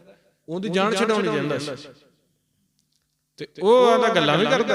ਆਂਦਾ ਹਾਂ ਗੱਲਾਂ ਵੀ ਕਰਦਾ। ਆਂਦਾ ਜੇ ਭੋਜਨ ਰੋਟੀ ਜਿਹੜੀ ਤੂੰ ਆਖਿਆ ਉਹ ਵੀ ਖਾਂਦਾ? ਕਹਿੰਦਾ ਉਹ ਵੀ ਖਾਂਦਾ। ਉਹਨਾਂ ਕੀ ਕੀਤਾ, ਇੰਨੇ ਵਿਰਾਗੀ ਹੋ ਗਏ, ਉਹਨਾਂ ਨੇ ਇਤਿਹਾਸ ਪੜ੍ਹੀਏ ਤਾਂ ਉਹ ਹੁਣ ਪੱਥਰ ਦੇ ਕੋਲ ਜਾ ਕੇ ਗੱਲਾਂ ਕਰਨ ਲੱਗ ਪਏ। ਆਂਦੇ ਵੀ ਨਾਰਾਇਣ ਜੀ ਇਸ ਤਰ੍ਹਾਂ ਗੱਲ ਸੀ, ਜਵਾਬ ਦਿਓ ਇਸ ਗੱਲ ਦਾ, ਜਵਾਬ ਦਿਓ ਇਸ ਗੱਲ ਦਾ। ਹਰੀ ਜੀ ਜਵਾਬ ਦਿਓ ਇਸ ਗੱਲ ਦਾ। ਉਹ ਅੱਗੋਂ ਪੱਥਰ ਬੋਲੇ ਨਾ। ਫਿਰ ਸਹਿਜ ਵਿੱਚ ਸੀ ਦਿਮਾਗ। ਆਂਦਾ ਹੋ ਸਕਦਾ ਹੈ ਵੀ ਮਤਲਬ ਇੱਧਰ ਇਰਦ ਗਿਰਦ ਮੇਰੇ ਮਤਲਬ ਮਾਤਾ ਪਿਤਾ ਫਿਰਦੇ, ਮੇਰੇ ਪਰਿਵਾਰ ਵਾਲੇ ਫਿਰਦੇ ਨੇ, ਜਾਂ ਜਿਹੜੇ ਕੋਈ ਚਾਚੇ ਤਾਏ ਸੀ, ਭੈਣ ਭਾਈ ਸੀ, ਉਹ ਫਿਰਦੇ ਨੇ, ਤਾਂ ਨਾ ਬੋਲੋ। ਕਮਰਾ ਬੰਦ ਕਰ ਲਿਆ। ਕਮਰਾ ਬੰਦ ਕਰਕੇ ਕਹਿੰਦਾ ਲੈ ਹੁਣ ਮੈਂ ਰੋਟੀ ਲੈ ਕੇ ਬੈਠਾ, ਹੁਣ ਭੋਗ ਲਾ ਲੈ, ਹੁਣ ਤਾਂ ਹੁਣ ਕੋਈ ਨਹੀਂ ਕਹਿੰਦਾ, ਆਪਾਂ ਦੋਨੋਂ ਹੀ ਆ। ਉਹ ਤਾਂ ਵੀ ਨਾ। ਫਿਰ ਕੀ ਕੀਤਾ, ਇੱਕ ਚਾਦਰ ਲੈ ਆਇਆ। ਆਂਦਾ ਹੋ ਸਕਦਾ ਵੀ ਮੇਰੇ ਸਾਹਮਣੇ ਨਾ ਆਂਦਾ ਹੋਵੇ। ਤੇ ਚਾਦਰ ਜਿਹੜੀ ਸੀ ਉਹ ਵਿੱਚ ਬੰਨ ਦਿੱਤੀ, ਤੇ ਚੰਗੀ ਥਾਲ ਥੂਲ ਪਰੋਸ ਕੇ ਰੋਟੀ ਪਾਣੀ ਜਿਹੜਾ ਤਿਆਰ ਸੀ ਭੈਣਾਂ ਭਰਾਵਾਂ ਤੋਂ ਤਿਆਰ ਕਰਾ ਕੇ, ਤੇ ਉਹ ਪੱਥਰ ਦੇ ਅੱਗੇ ਰੱਖ ਕੇ ਤੇ ਚਾਦਰ ਵਿੱਚ ਲਾਤੀ। ਤੇ ਚਾਦਰ ਦੇ ਪੂਰਾ ਬੋਲਣ। ਆਂਦਾ ਹੁਣ ਤਾਂ ਮੈਂ ਵੀ ਤੇਰੇ ਤੋਲੇ ਹੋ ਗਿਆ, ਹੁਣ ਤਾਂ ਖਾ ਲੈ। ਤੇ ਜਦੋਂ ਥੋੜੀ ਇੱਕ ਦੇਰ ਬਾਅਦ ਆਇਆ ਮਾੜੀ ਜਿਹੀ ਚਾਦਰ ਚੱਕਣ, ਤੇ ਵੇਖ ਲੈਣ ਵੀ ਖਾਂਦਾ ਪਿਆ ਕਿ ਨਹੀਂ ਖਾਂਦਾ ਪਿਆ। ਫੇਰ ਥੱਲੇ ਕਰ ਦਿੰਦੇ। ਫੇਰ ਆਖੇ ਚੱਲ ਹੁਣ ਨਹੀਂ ਵੇਖਦਾ, ਹੁਣ ਖਾ ਲੈ, ਖਾ ਲੈ। ਸਾਰੀ ਦਿਹਾੜੀ ਲੰਘ ਗਈ, 2 ਗੱਲਾਂ ਲੰਘ ਗਈ। ਉਹ ਪੱਥਰ ਕਿੱਥੋਂ ਖਾਵੇ? ਪੱਥਰ ਕਿਤੇ ਰੋਟੀ ਖਾਂਦਾ? ਆਂਦਾ ਨਹੀਂ ਇਹ ਗੱਲ ਨਹੀਂ ਬਣਦੀ। ਫਿਰ ਵੀ ਔਖੇ ਸੌਖੇ ਮਨ ਨਾਲ ਕਦੇ ਉਹਨੂੰ ਦੁੱਧ ਨਾਲ ਨਵਾ ਦੇਣ, ਕਦੇ ਲੱਸੀ ਨਾਲ ਨਵਾਤਾ, ਕਦੇ ਉਹਦੀ ਪੂਜਾ ਕਰਤੀ। ਆਂਦਾ ਨਹੀਂ। ਜਦੋਂ ਇਸ ਤਰ੍ਹਾਂ ਤੁਹਾਡੇ ਵਰਗੇ ਗੁਰਮੁਖਾਂ ਦੀ ਉੱਥੇ ਮੰਡਲੀ ਗਈ ਉਸ ਇਲਾਕੇ ਵਿੱਚ, ਉਹਨਾਂ ਨੇ ਦੱਸਿਆ ਵੀ ਨਾਰਾਇਣ ਤਾਂ ਪ੍ਰਕਾਸ਼ ਸਰੂਪ ਹੈ, ਤੇ ਉਹਦੇ ਵਿੱਚ ਨਾਦ ਵਿੱਚ ਸਮਾ ਕੇ ਉਹਦੇ ਵਿੱਚ ਗੱਲ ਹੁੰਦੀ ਹੈ, ਕਿਵੇਂ ਤੁਹਾਡੇ ਅੰਦਰ ਮਸਤਕ ਦੇ ਵਿੱਚ ਹੀ ਉਹ ਬੈਠਾ ਹੈ ਸਾਰੀ। ਉਹ ਆਂਦਾ ਆਹ ਗੱਲ ਹੈ। ਉਹ ਆਂਦਾ ਜੀ ਮੈਂ ਤਾਂ ਪੱਥਰ ਦੀ ਸੇਵਾ ਕਰਦਾ। ਉਹ ਆਂਦੇ ਇਸ ਤਰ੍ਹਾਂ ਨਹੀਂ, ਤੁਹਾਨੂੰ ਅਸੀਂ ਗੁਰੂ ਸਾਹਿਬ ਨਾਲ ਮਿਲਾਉਂਦੇ ਹਾਂ, ਤੇ ਗੁਰੂ ਰਾਮਾਨੰਦ ਜੀ ਨੇ ਉਹ ਪ੍ਰਚਾਰ ਕਰਦੇ ਪਏ ਨੇ ਯੂਪੀ ਦੀ ਧਰਤੀ ਤੇ, ਅਸੀਂ ਉਹਨਾਂ ਦੇ ਸੰਗੀ ਸਾਥੀ ਆਓ ਤੁਹਾਨੂੰ ਮਿਲਾਉਂਦੇ ਹਾਂ। ਉਹ ਗੁਰਮੁਖ ਉਹਨਾਂ ਨੂੰ ਲੈ ਕੇ ਗਏ, ਤੇ ਉਹ ਆਂਦਾ ਇਸ ਤਰ੍ਹਾਂ ਹੈ ਵੀ ਮੈਂ ਨਾਰਾਇਣ ਵੀ ਨਾਲੇ ਲੈ ਚੱਲਣਾ, ਤੁਹਾਡੇ ਨਾਲ ਮੈਂ ਜਾਵਾਂਗਾ ਤੇ ਇਹਨੂੰ ਭੋਗ ਕੌਣ ਲਵਾਵੇਗਾ। ਇੰਨਾ ਦ੍ਰਿੜ ਹੋਇਆ, ਕਹਿੰਦਾ ਨਾਰਾਇਣ ਮੈਂ ਨਾਲ ਲੈ ਕੇ ਚੱਲਾਂ। ਉਹਦਾ ਚੁੱਕ ਲੈ ਤੇਰਾ ਨਾਰਾਇਣ ਵੀ ਨਾਲ, ਤੇ ਉਹ ਨਾਲ ਹੀ ਲੈ ਗਏ, ਤੇ ਉਹ ਭਗਤ ਮੰਡਲੀ ਦੇ ਨਾਲ ਲੈ ਗਏ। ਪਰ ਜਦੋਂ ਉੱਥੇ ਜਾ ਕੇ ਵਿਖਾਇਆ ਤੇ ਕਿਹੜਾ ਨਾਰਾਇਣ ਹੈ, ਕਹਿੰਦੇ ਆਹ ਨਾਰਾਇਣ ਹੈ ਜੀ ਮੇਰਾ। ਤੇ ਜਦੋਂ ਆਂਦੇ ਉਹ ਗੁਰੂ ਅਸੇ, ਉਹਨਾਂ ਨੇ ਫਿਰ ਸ਼ਬਦ ਦਾ ਅਭਿਆਸ ਕਰਾਇਆ, ਅਕਥ ਦਾ ਗਿਆਨ ਦਿੱਤਾ, ਕੁਛ ਦਿਨ ਉਹਨਾਂ ਨੂੰ ਉੱਥੇ ਰੱਖਿਆ। ਫਿਰ ਉੱਥੇ ਫਿਰ ਸੱਚੇ ਪਾਤਸ਼ਾਹ ਨੇ, ਭਗਤ ਧੰਨਾ ਜੀ ਨੇ ਆਪ ਦਾ ਪ੍ਰੈਕਟੀਕਲ ਲਿਖਿਆ, ਤੇ ਉਹ ਉਹਨਾਂ ਦਾ ਸ਼ਬਦ ਜਿਹੜਾ ਸੀ ਉਹ ਗੁਰੂ ਅਰਜਨ ਦੇਵ ਮਹਾਰਾਜ ਨੇ ਐਡ ਕੀਤਾ, ਗੁਰਬਾਣੀ ਵਿੱਚ ਜਮ੍ਹਾਂ ਕੀਤਾ। ਕਹਿੰਦੇ ਭ੍ਰਮਤ ਫਿਰਤ ਬਹੁ ਜਨਮ ਬਿਲਾਨੇ, ਤਨ ਮਨ ਧਨ ਨਹੀਂ ਧੀਰੇ। ਜਦੋਂ ਫਿਰ ਉਹਨਾਂ ਨੇ ਅਭਿਆਸ ਕਰਕੇ ਨਾਮ ਸੱਚ ਦੀ ਪ੍ਰਾਪਤੀ ਕਰ ਲਈ, ਫਿਰ ਆਪ ਦਾ ਪਿਛੋਕੜ ਜਦੋਂ ਵੇਖਣ ਲੱਗੇ, ਕਹਿੰਦੇ ਬੜੇ ਜਨਮ ਹੋ ਗਏ ਭਰਮਦਿਆਂ ਫਿਰਦਿਆਂ ਨੂੰ, ਤਨ ਮਨ ਧਨ ਸੀ ਸੌਂਪਿਆ ਨਹੀਂ ਮਾਲਕ ਨੂੰ। ਇੰਨੀ ਖੇਡ ਸੀ। ਕਹਿੰਦੇ ਲਾਲਚ ਬਿਖ ਕਾਮ ਲੁਭਦ ਰਾਤਾ, ਮਨ ਵਿਸਰੇ ਪ੍ਰਭ ਹੀਰੇ। ਕਾਮ ਦਾ ਰੋਗ ਸਾਡੇ ਮਨ ਨੂੰ ਲੱਗਾ, ਬਿਖ ਫਲ ਮੀਠ ਲੱਗੇ, ਬੌਰੇ ਚਾਰ ਵਿਚਾਰ ਨਾ ਜਾਣਿਆ। ਫਿਰ ਕਹਿੰਦੇ ਗੁਣ ਤੇ ਪ੍ਰੀਤ ਬੜੀ, ਅਨ ਭਾਂਤੀ ਜਨਮ ਫਿਰ ਤਾਨਿਆ। ਜੁਗਤ ਜਾਣੀ ਨਹੀਂ ਹਿਰਦੇ ਨਿਵਾਸੀ, ਜਲਤ ਜਾਲ ਜਮ ਵੰਦ ਫਰੇ, ਬਿਖ ਫਲ ਸੰਚ ਭਰੇ ਮਨ ਐਸੇ, ਪਰਮ ਪੁਰਖ ਪ੍ਰਭ ਮਨ ਵਿਸਰੇ। ਫਿਰ ਅੱਗੇ ਉਹ ਆਪਦਾ ਪ੍ਰੈਕਟੀਕਲ ਦੱਸਦੇ ਨੇ ਵੀ ਕਿਵੇਂ ਮਿਲਿਆ। ਕਹਿੰਦੇ ਗਿਆਨ ਪ੍ਰਵੇਸ਼ ਗੁਰੇ ਧਨ ਦੀਆ। ਜਦੋਂ ਅਸੀਂ ਗੁਰੂ ਕੋਲ ਗਏ ਨਾ, ਉਹਨੇ ਸਾਨੂੰ ਗਿਆਨ ਦਾ ਧਨ ਦਿੱਤਾ। ਗਿਆਨ ਪ੍ਰਵੇਸ਼ ਗੁਰੇ ਧਨ ਦੀਆ, ਧਿਆਨ ਮਾਨ ਮਨ ਏਕ ਭਏ। ਵੀ ਜਦੋਂ ਸਾਨੂੰ ਅਸੀਂ ਗੁਰੂ ਦੇ ਕੋਲ ਗਏ, ਉਹਨੇ ਅਭਿਆਸ ਕਰਾਇਆ, ਅਕਥ ਕਥਾ ਦਾ ਧਿਆਨ ਦਿੱਤਾ, ਸਾਡਾ ਮਸਤਕ ਵੇਖਿਆ, ਉਹਨਾਂ ਵੇਖਿਆ ਸਵਾਸਾਂ ਦਾ ਧਨ ਅਜੇ ਇੰਨਾ ਕੁ ਗਿਆ, ਪਰ ਇਹਨੂੰ ਜੁਗਤੀ ਦੱਸ ਦਿੱਤੀ ਜਾਵੇ। ਬਲ ਬੜਾ ਇਕੱਠਾ ਹੋਇਆ ਸੀ, ਵਿਰਾਗ ਬੜਾ ਇਕੱਠਾ ਹੋਇਆ ਪਿਆ ਸੀਗਾ। ਤੇ ਕਹਿੰਦੇ ਗਿਆਨ ਪ੍ਰਵੇਸ਼ ਗੁਰੇ ਧਨ ਦੀਆ, ਧਿਆਨ ਮਾਨ ਮਨ ਏਕ ਭਏ। ਕਹਿੰਦਾ ਸਾਡਾ ਸਿੱਧਾ ਧਿਆਨ ਲਵਾਤਾ ਸੱਚ, ਇੱਥੇ ਧਿਆਨ ਲਾ। ਕਹਿੰਦੇ ਧਿਆਨ ਮਾਨ ਮਨ ਏਕ ਪਏ। ਕਹਿੰਦੇ ਪ੍ਰੇਮ ਭਗਤ ਮਾਨੀ, ਸੁਖ ਜਾਣਿਆ ਤ੍ਰਿਪਤ ਅਗਾਨੇ, ਮੁਕਤ ਪਏ। ਕਹਿੰਦੇ ਜੋਤ ਸਮਾਏ ਸਮਾਨੀ ਜਾ ਕੇ, ਅਸਲੀ ਪ੍ਰਭ ਪਹਿਚਾਨਿਆ। ਕਹਿੰਦੇ ਜਿਹੜੀ ਮਨ ਦੀ ਜੋਤ ਸੀ ਸਾਹਮਣੇ, ਜਦੋਂ ਜੋਤ ਪ੍ਰਗਟ ਹੋਈ ਉਹਦੇ ਵਿੱਚ ਜਾ ਕੇ ਪਛਾਣ ਲਈ ਅਸਲੀ ਰੱਬ। ਫਿਰ ਕਹਿੰਦੇ ਇੱਥੋਂ ਲੱਭਾ। ਜੋਤ ਸਮਾਏ ਸਮਾਨੀ ਜਾ ਕੇ, ਅਛਲੀ ਪ੍ਰਭ ਪਹਿਚਾਨਿਆ, ਧੰਨੇ ਧਨ ਪਾਇਆ ਤਰਣੀ ਤਰ, ਮਿਲ ਜਨ ਸੰਤ। ਸੰਤਾਂ ਦੀ ਸਭਾ ਨਾਲ ਮਿਲ ਕੇ ਮੈਂ ਜੋਤ ਦੇ ਵਿੱਚ ਜੋਤ ਮਿਲਾ ਕੇ ਉਹ ਨਾਮ ਦਾ ਧਨ, ਪ੍ਰੇਮ ਭਗਤੀ ਦਾ ਧਨ ਪਾ ਲਿਆ, ਜਿਹੜਾ ਮੈਂ ਇੰਨੇ ਜਨਮ, ਇੰਨਾ ਆਪਦੇ ਪਿਛਲੇ ਮੈਂ ਕਿੰਨੇ ਕਰੋੜਾਂ ਸਾਲ ਕੱਢ ਦਿੱਤੇ, ਮੈਨੂੰ ਮਿਲਿਆ। ਉਹਨਾਂ ਆਪ ਦਾ ਪ੍ਰੈਕਟੀਕਲ ਕਰਿਆ। 2 ਜਾਂ 3 ਸ਼ਬਦ ਉਹਨਾਂ ਦੇ ਗੁਰਬਾਣੀ ਵਿੱਚ ਲਾਏ ਨੇ, ਜਿੰਦੇ ਵਿੱਚ ਫਿਰ ਉਹ ਮਾਤਾ ਦੇ ਗਰਭ ਵਿੱਚ ਬੱਚਾ ਕਿਵੇਂ ਸਿਮਰਨ ਕਰਦਾ ਹੈ ਉਹਦੇ ਬਾਰੇ ਦੱਸਦੇ ਨੇ। ਪਰ ਉਹਨਾਂ ਬਹੁਤਾ ਪ੍ਰਚਾਰ ਨਹੀਂ ਕੀਤਾ। ਜਦੋਂ ਫਿਰ ਉਹ ਆਪਦੇ ਪਿੰਡ ਦੇ ਵਿੱਚ ਨਾਮ ਧਨ ਲੈ ਕੇ ਆਏ, ਤੇ ਪਿੰਡ ਦੇ ਵਿੱਚ ਜਿਵੇਂ ਹੁੰਦਾ ਹੀ ਹੈ, ਜਿਵੇਂ ਹੁਣ ਆਪਾਂ ਅਭਿਆਸ ਕਰਨੇ ਆ, ਤੇ ਇਲਾਕਿਆਂ ਦੇ ਵਿੱਚ ਜਿਹੜਾ ਵਿਆਕਰਨ ਵਾਲਿਆਂ ਦਾ ਬੜਾ ਜ਼ੋਰ ਏ, ਟੀਕੇ ਵਾਲਿਆਂ ਦਾ ਬੜਾ ਜ਼ੋਰ ਏ। ਆਪਾਂ ਆਪਦੀ ਗੱਲ ਰੱਖਣੀ ਚਾਹੁੰਦੇ ਆ, ਤੇ ਉਹ ਆਪਾਂ ਨੂੰ ਸਮਾਂ ਨਹੀਂ ਦਿੰਦੇ, ਆਪਾਂ ਨੂੰ ਇਗਨੋਰ ਕੱਟਦੇ ਨੇ, ਕਿਉਂਕਿ ਉਹਨਾਂ ਨੇ ਵਿਆਕਰਨ ਦੇ ਆਧਾਰ ਤੇ ਗੱਲ ਕਰਨੀ, ਟੀਕਿਆਂ ਦੇ ਆਧਾਰ ਤੇ ਆਪਾਂ ਅਭਿਆਸ ਕਰਨਾ, ਇਸ ਤਰ੍ਹਾਂ। ਪਰ ਫਿਰ ਉਹਨਾਂ ਦੀ ਜਿਹੜੀ ਜੱਟ ਬੁੱਧੀ, ਸਿੰਪਲ ਬੁੱਧੀ ਸੀ, ਜਿਹੜੀ ਉਹਨਾਂ ਦਾ ਅਭਿਆਸ ਦਾ ਪਿਆਰ ਵੇਖ ਕੇ, ਜਦੋਂ ਉਹਨਾਂ ਨੇ ਫਿਰ ਗੁਰੂ ਨੂੰ ਆਖਿਆ, ਵੀ ਗੁਰੂ ਨੇ ਉਹਨਾਂ ਨੂੰ ਦੱਸਿਆ ਵੀ ਕਿਵੇਂ ਤੂੰ ਥਿਰ ਘਰ ਦੇ ਵਿੱਚ ਬੈਠ ਕੇ ਤੇ ਨਾਮ ਵਿੱਚ ਧਿਆਨ ਧਰ ਕੇ ਸਰੀਰ ਦੇ ਵਿੱਚ ਵਿਚਰਨਾ, ਤੇ ਤੇਰਾ 5 ਫਿਰ ਕੰਮ ਆਪ ਆਪਣੇ ਆਪ ਕਰਨਗੇ। ਮਾਲਕ ਤੇਰੇ ਸਰੀਰ ਤੋਂ, ਤੇਰੇ ਕਾਰਜਾਂ ਨੂੰ ਆਪ ਸਾਂਭ ਲਏਗਾ। ਕਿਉਂਕਿ ਉਹਨੇ ਜਦੋਂ ਨਾਮ ਦੇ ਨਾਲ, ਸੱਚ ਨਾਲ ਮਿਲਾਪ ਕਰ ਲਿਆ ਨਾ, ਫਿਰ ਜਾ ਕੇ ਕਹਿੰਦਾ ਵੀ ਮੇਰੀ ਕੁੜੀ ਦਾ ਵਿਆਹ ਰੁਕਿਆ ਹੋਇਆ, ਤੇ ਮੈਂ ਵਿਆਹ ਜਿਹੜਾ ਸੀ ਅਗਲੀ ਛਮਾਈ ਕਰਨਾ ਸੀ, ਤੇ ਉਹਨਾਂ ਨੇ ਵਿਆਹ ਮੇਰੇ ਤੋਂ ਛੇਤੀ ਮੰਗ ਲਿਆ ਹੈ, ਤੇ ਪੈਸੇ ਦੀ ਲੋੜ ਹੈ। ਮੇਰੀ ਫਸਲ ਹੈ ਜਿਹੜੀ, ਉਹਦੇ ਵਿੱਚ ਪਾਣੀ ਨਹੀਂ ਲੱਗਦਾ, ਚੰਗਾ ਪਾਣੀ ਨਹੀਂ ਮੈਨੂੰ ਮਿਲਦਾ, ਤੇ ਉਹ ਜਿਹੜਾ ਹੈਗਾ ਮੇਰੀ ਫਸਲ ਦੇ ਵਿੱਚ ਬੜੀ ਦਿੱਕਤ ਹੈ, ਉਹ ਵੀ ਮੈਨੂੰ ਰੋਗ ਹੈ। ਤੀਜਾ, ਮੇਰੀ ਉਮਰ ਬੜੀ ਹੋ ਗਈ, ਤੇ ਮੇਰਾ ਵਿਆਹ ਨਹੀਂ ਹੁੰਦਾ। ਉਹ ਵੀ ਮੈਨੂੰ ਬੜੀ ਲੋੜ, ਮੈਂ ਸਾਰੇ ਪਾਸੋਂ ਫਸਿਆ ਪਿਆ ਕਿਉਂਕਿ ਆਕਾਰ ਦੀ ਪੂਜਾ ਕਰਦੇ ਸੀ। ਤੀਜਾ ਦਾ ਮੇਰਾ ਵਿਆਹ ਨਹੀਂ ਹੁੰਦਾ, ਮੈਨੂੰ ਉਹ ਬੜੀ ਲੋੜ। ਚੌਥਾ ਫਿਰ ਆਂਦਾ ਜੀ ਜਿਹੜੀ ਮੇਰਾ ਛੱਪਰ ਏ, ਮੇਰਾ ਮਾਂ ਬਾਪ ਮੇਰੇ ਸਿਰ ਤੇ ਕੋਈ ਨਹੀਂ, ਤੇ ਜਿਹੜੇ ਮੇਰੇ ਸ਼ਰੀਕੇ ਵਾਲੇ ਨੇ ਜਾਣ ਕੇ ਮੈਨੂੰ ਮਾੜੀ ਜ਼ਮੀਨ ਦਿੱਤੀ ਹੋਈ, ਨਾ ਮੇਰਾ ਘਰ ਬਣਿਆ, ਮੈਨੂੰ ਉਹ ਵੀ ਬੜੀ ਲੋੜ ਹੈ, ਮੈਨੂੰ ਦਵਾਓ ਕਿਵੇਂ ਦਵਾਓਗੇ। ਉਧਰੋਂ ਤਾਂ ਰੋਜ਼ ਸੰਗਤ ਕਰਦਾ ਹੈ ਗੁਰਮੁਖਾਂ ਦੀ, ਕਿਉਂਕਿ ਗੁਰਮੁਖਾਂ ਨੇ ਉਹਨੂੰ ਰੱਖਿਆ ਕੁਛ ਦਿਨ, ਸਿੱਧਾ ਨਹੀਂ ਧਿਆਨ ਲਵਾਇਆ ਵੀ ਪਹਿਲੇ ਦਿਨ ਆਇਆ ਆਓ ਜੀ ਲਾਓ ਧਿਆਨ ਜਾਓ ਜੀ ਹੋਗੇ ਨਾ, ਉਹਨੂੰ ਰੱਖਿਆ। ਪਹਿਲਾਂ ਉਹਦੀਆਂ ਗੱਲਾਂ ਸੁਣੀਆਂ ਵੀ ਇਹ ਕਹਿੰਦਾ ਕੀ, ਵੀ ਕਿਸ ਤਰ੍ਹਾਂ ਫਸਿਆ ਹੋਇਆ, ਨਾਮ ਧਨ ਤਾਂ ਇਹਦੇ ਕੋਲ ਹੈਗਾ, ਕਾਲ ਨੇ ਇਹਨੂੰ ਕਿੱਥੋਂ ਫਸਾਇਆ, ਇਹਨੂੰ ਕੱਢ ਦਿੰਦੇ। ਫਿਰ ਉਹ ਭੈਣ ਦੀ ਸੁਣਾਈ ਗੱਲ, ਉਹਨਾਂ ਭੈਣ ਦੀ ਗੱਲ ਸੁਣਾਈ, ਭੈਣ ਦਾ ਵਿਆਹ, ਮਾਫ ਕਰਿਓ ਮੈਂ ਕੁੜੀ ਕਹਿ ਬੈਠਾ, ਭੈਣ ਦਾ ਵਿਆਹ, ਭੈਣ ਦਾ ਵਿਆਹ ਸੁਣਾਇਆ, ਭੈਣ ਦਾ ਮੈਂ ਵਿਆਹ ਕਰਨਾ ਹੈ। ਫਿਰ ਉਸ ਤੋਂ ਬਾਅਦ ਘਰ ਵਾਲੀ ਦੀ ਸੁਣਾਈ ਵੀ ਮੇਰਾ ਵਿਆਹ ਕਰਨਾ ਹੈ, ਭੈਣ ਦਾ ਵਿਆਹ ਕਰਨਾ ਹੈ। ਫਿਰ ਜ਼ਮੀਨ ਸੁਣਾਤੀ, ਮੇਰੇ ਕੋਲ ਜ਼ਮੀਨ ਮਾੜੀ ਹੈ, ਪਾਣੀ ਨਹੀਂ ਹੈਗਾ ਮੇਰੇ ਕੋਲ। ਤੇ ਫਿਰ ਲਵੇਰਾ ਸੁਣਾ ਦਿੱਤਾ, ਫਿਰ ਆਪ ਦਾ ਘਰ ਸੁਣਾਤਾ ਵੀ ਘਰ ਮੇਰੇ ਕੋਲ ਕਾਨਿਆਂ ਦਾ। ਸ਼ਰੀਕਾ ਸੁਣਾ ਦਿੱਤਾ, ਮੈਨੂੰ ਮਾੜੀ ਜ਼ਮੀਨ ਦਿੱਤੀ, ਆਪ ਚੰਗੀ ਚੰਗੀ ਰੱਖ ਲਈਏ। ਉਹਾਂ ਦੇ ਸਾਰੇ ਹੀ ਕਾਰਜ ਤੇਰੇ ਹਰੀ ਕਰ ਦੇਗਾ ਜੇ ਤੂੰ ਨਾਮ ਤੇ ਆ ਜੋਤ ਜਿਹੜੀ ਤੈਨੂੰ ਗਿਆਨ ਦਿੱਤਾ ਇਹਦੇ ਵਿੱਚ ਧਿਆਨ ਧਰ ਕੇ ਤੇ ਤੂੰ ਆਪ ਦਾ ਚੱਲ ਪਵੇ।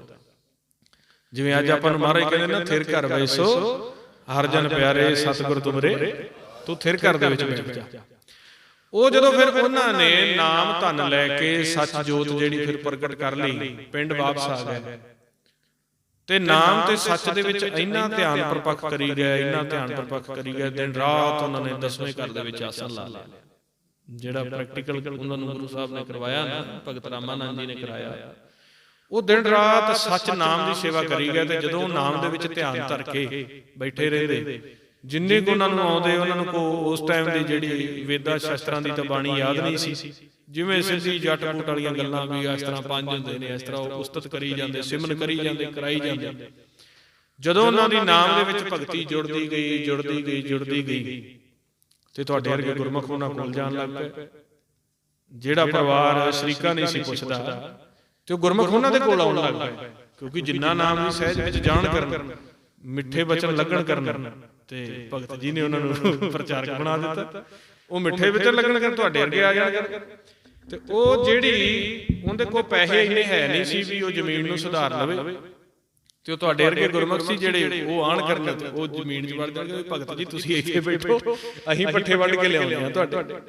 ਭਗਤ ਜੀ ਤੁਸੀਂ ਇੱਥੇ ਬੈਠੋ, ਤੁਹਾਡੇ ਜਦੋਂ ਹਲ ਜਿਉਣੇ ਹੋਣਗੇ, ਕਣਕ ਬੀਜਣੀ ਹੋਵੇਗੀ, ਅਸੀਂ ਬੀਜ ਦਿਆਂਗੇ ਤੁਹਾਡੀ, ਇਹ ਜੀ ਕੋਈ ਗੱਲ ਨਹੀਂ। ਉਹ ਫਿਰ ਵਿੱਚ ਧਨਾੜ ਵੀ ਆ ਜਾਂਦੇ ਨੇ, ਆਂਦੇ ਕੋਈ ਗੱਲ ਨਹੀਂ, ਜ਼ਮੀਨ ਦਾ ਸੁਧਾਰ ਅਸੀਂ ਕਰਾ ਦਿੰਦੇ ਹਾਂ। ਹੌਲੀ ਹੌਲੀ ਉਹਨਾਂ ਦਾ ਘਰ ਬਣਨ ਲੱਗ ਪਿਆ। ਹੌਲੀ ਹੌਲੀ ਉਹਨਾਂ ਦੀ ਜਿਹੜੀ ਭੈਣ ਦੀ ਪੈਸੇ ਕਰਕੇ ਰੁਕੀ ਸੀ, ਜਦੋਂ ਮਾਲਕ ਸਰਗੁਣ ਰੂਪ ਦੇ ਵਿੱਚ ਆ ਗਿਆ, ਇੱਥੇ ਫਿਰ ਉਹਨਾਂ ਨੇ ਆਖਿਆ ਵੀ ਰੱਬ ਨੇ ਆ ਕੇ ਧੰਨੇ ਦੇ ਖੇਤ ਵੀ ਵਾਏ, ਰੱਬ ਨੇ ਆ ਕੇ ਧੰਨੇ ਦੀਆਂ ਮੱਝਾਂ ਵੀ ਚਾਰੀਆਂ। ਉਹ ਰੱਬ ਕਿਹੜਾ ਸੀ? ਉਹ ਆ ਰੱਬ ਸੀ, ਸਰਗੁਣ ਰੂਪ, ਜਿਹੜਾ ਕਾਲ ਫਿਰ ਸੇਵਾ ਕਰਨ ਲੱਗ ਪੈਂਦਾ। ਪੰਚ ਦੂਤ ਤੁਧ ਵਸ ਕੀਨੇ ਕਾਲ ਕੰਟਕ ਮਾਰਿਆ। ਵੀ ਜਦੋਂ ਆਪਾਂ ਦੇਖਦੇ ਹਾਂ ਨਾ ਵੀ ਗੁਰੂ ਅਮਰਦਾਸ ਜੀ ਮਹਾਰਾਜ ਦੂਸਰੇ ਪਾਤਸ਼ਾਹ ਦੇ ਕੋਲ ਲੈ ਕੇ ਜਾਂਦੇ ਨੇ, ਉਹਨਾਂ ਨੇ ਪਾਣੀ ਦੇ ਘੜੇ ਵੀ ਭਰ ਕੇ ਦਿੱਤੇ, ਤਨ ਮਨ ਧਨ ਦੀ, ਕਿਉਂਕਿ ਸੰਤਾਂ ਕੋਲੋਂ ਜਦੋਂ ਗੁਰ ਲੈਣਾ ਪਹਿਲਾਂ ਤਾਂ 12-12 ਸਾਲ ਰੱਖਦੇ ਸੀ। ਤੇ ਇਸ ਕਰਕੇ ਉਹ ਸਰਗੁਣ ਰੂਪ ਦੇ ਵਿੱਚ ਪਰਮੇਸ਼ਰ ਆਇਆ, ਸੰਗਤ ਰੂਪ ਦੇ ਵਿੱਚ ਆ ਗਿਆ। ਉਹਦੇ ਨਾਲ ਆ ਕੇ ਜਿਹੜਾ ਪਰਿਵਾਰ ਨਹੀਂ ਸੀ ਵਰਤਦਾ, ਉਹ ਜਦੋਂ ਗੁਰਮੁਖ ਸੰਗਤ ਆਉਣ ਲੱਗ ਪਈ, ਜਦੋਂ ਉਹਦੇ ਨਾਲ ਆ ਕੇ ਉਹਦੇ ਖੇਤਾਂ ਦੇ ਵਿੱਚ ਪਾਣੀ ਨਹੀਂ ਸੀ ਹੈਗਾ, ਗੁਰਮੁਖਾਂ ਨੇ ਆ ਕੇ ਉੱਥੇ ਕਿਰਪਾ ਕਰ ਦਿੱਤੀ।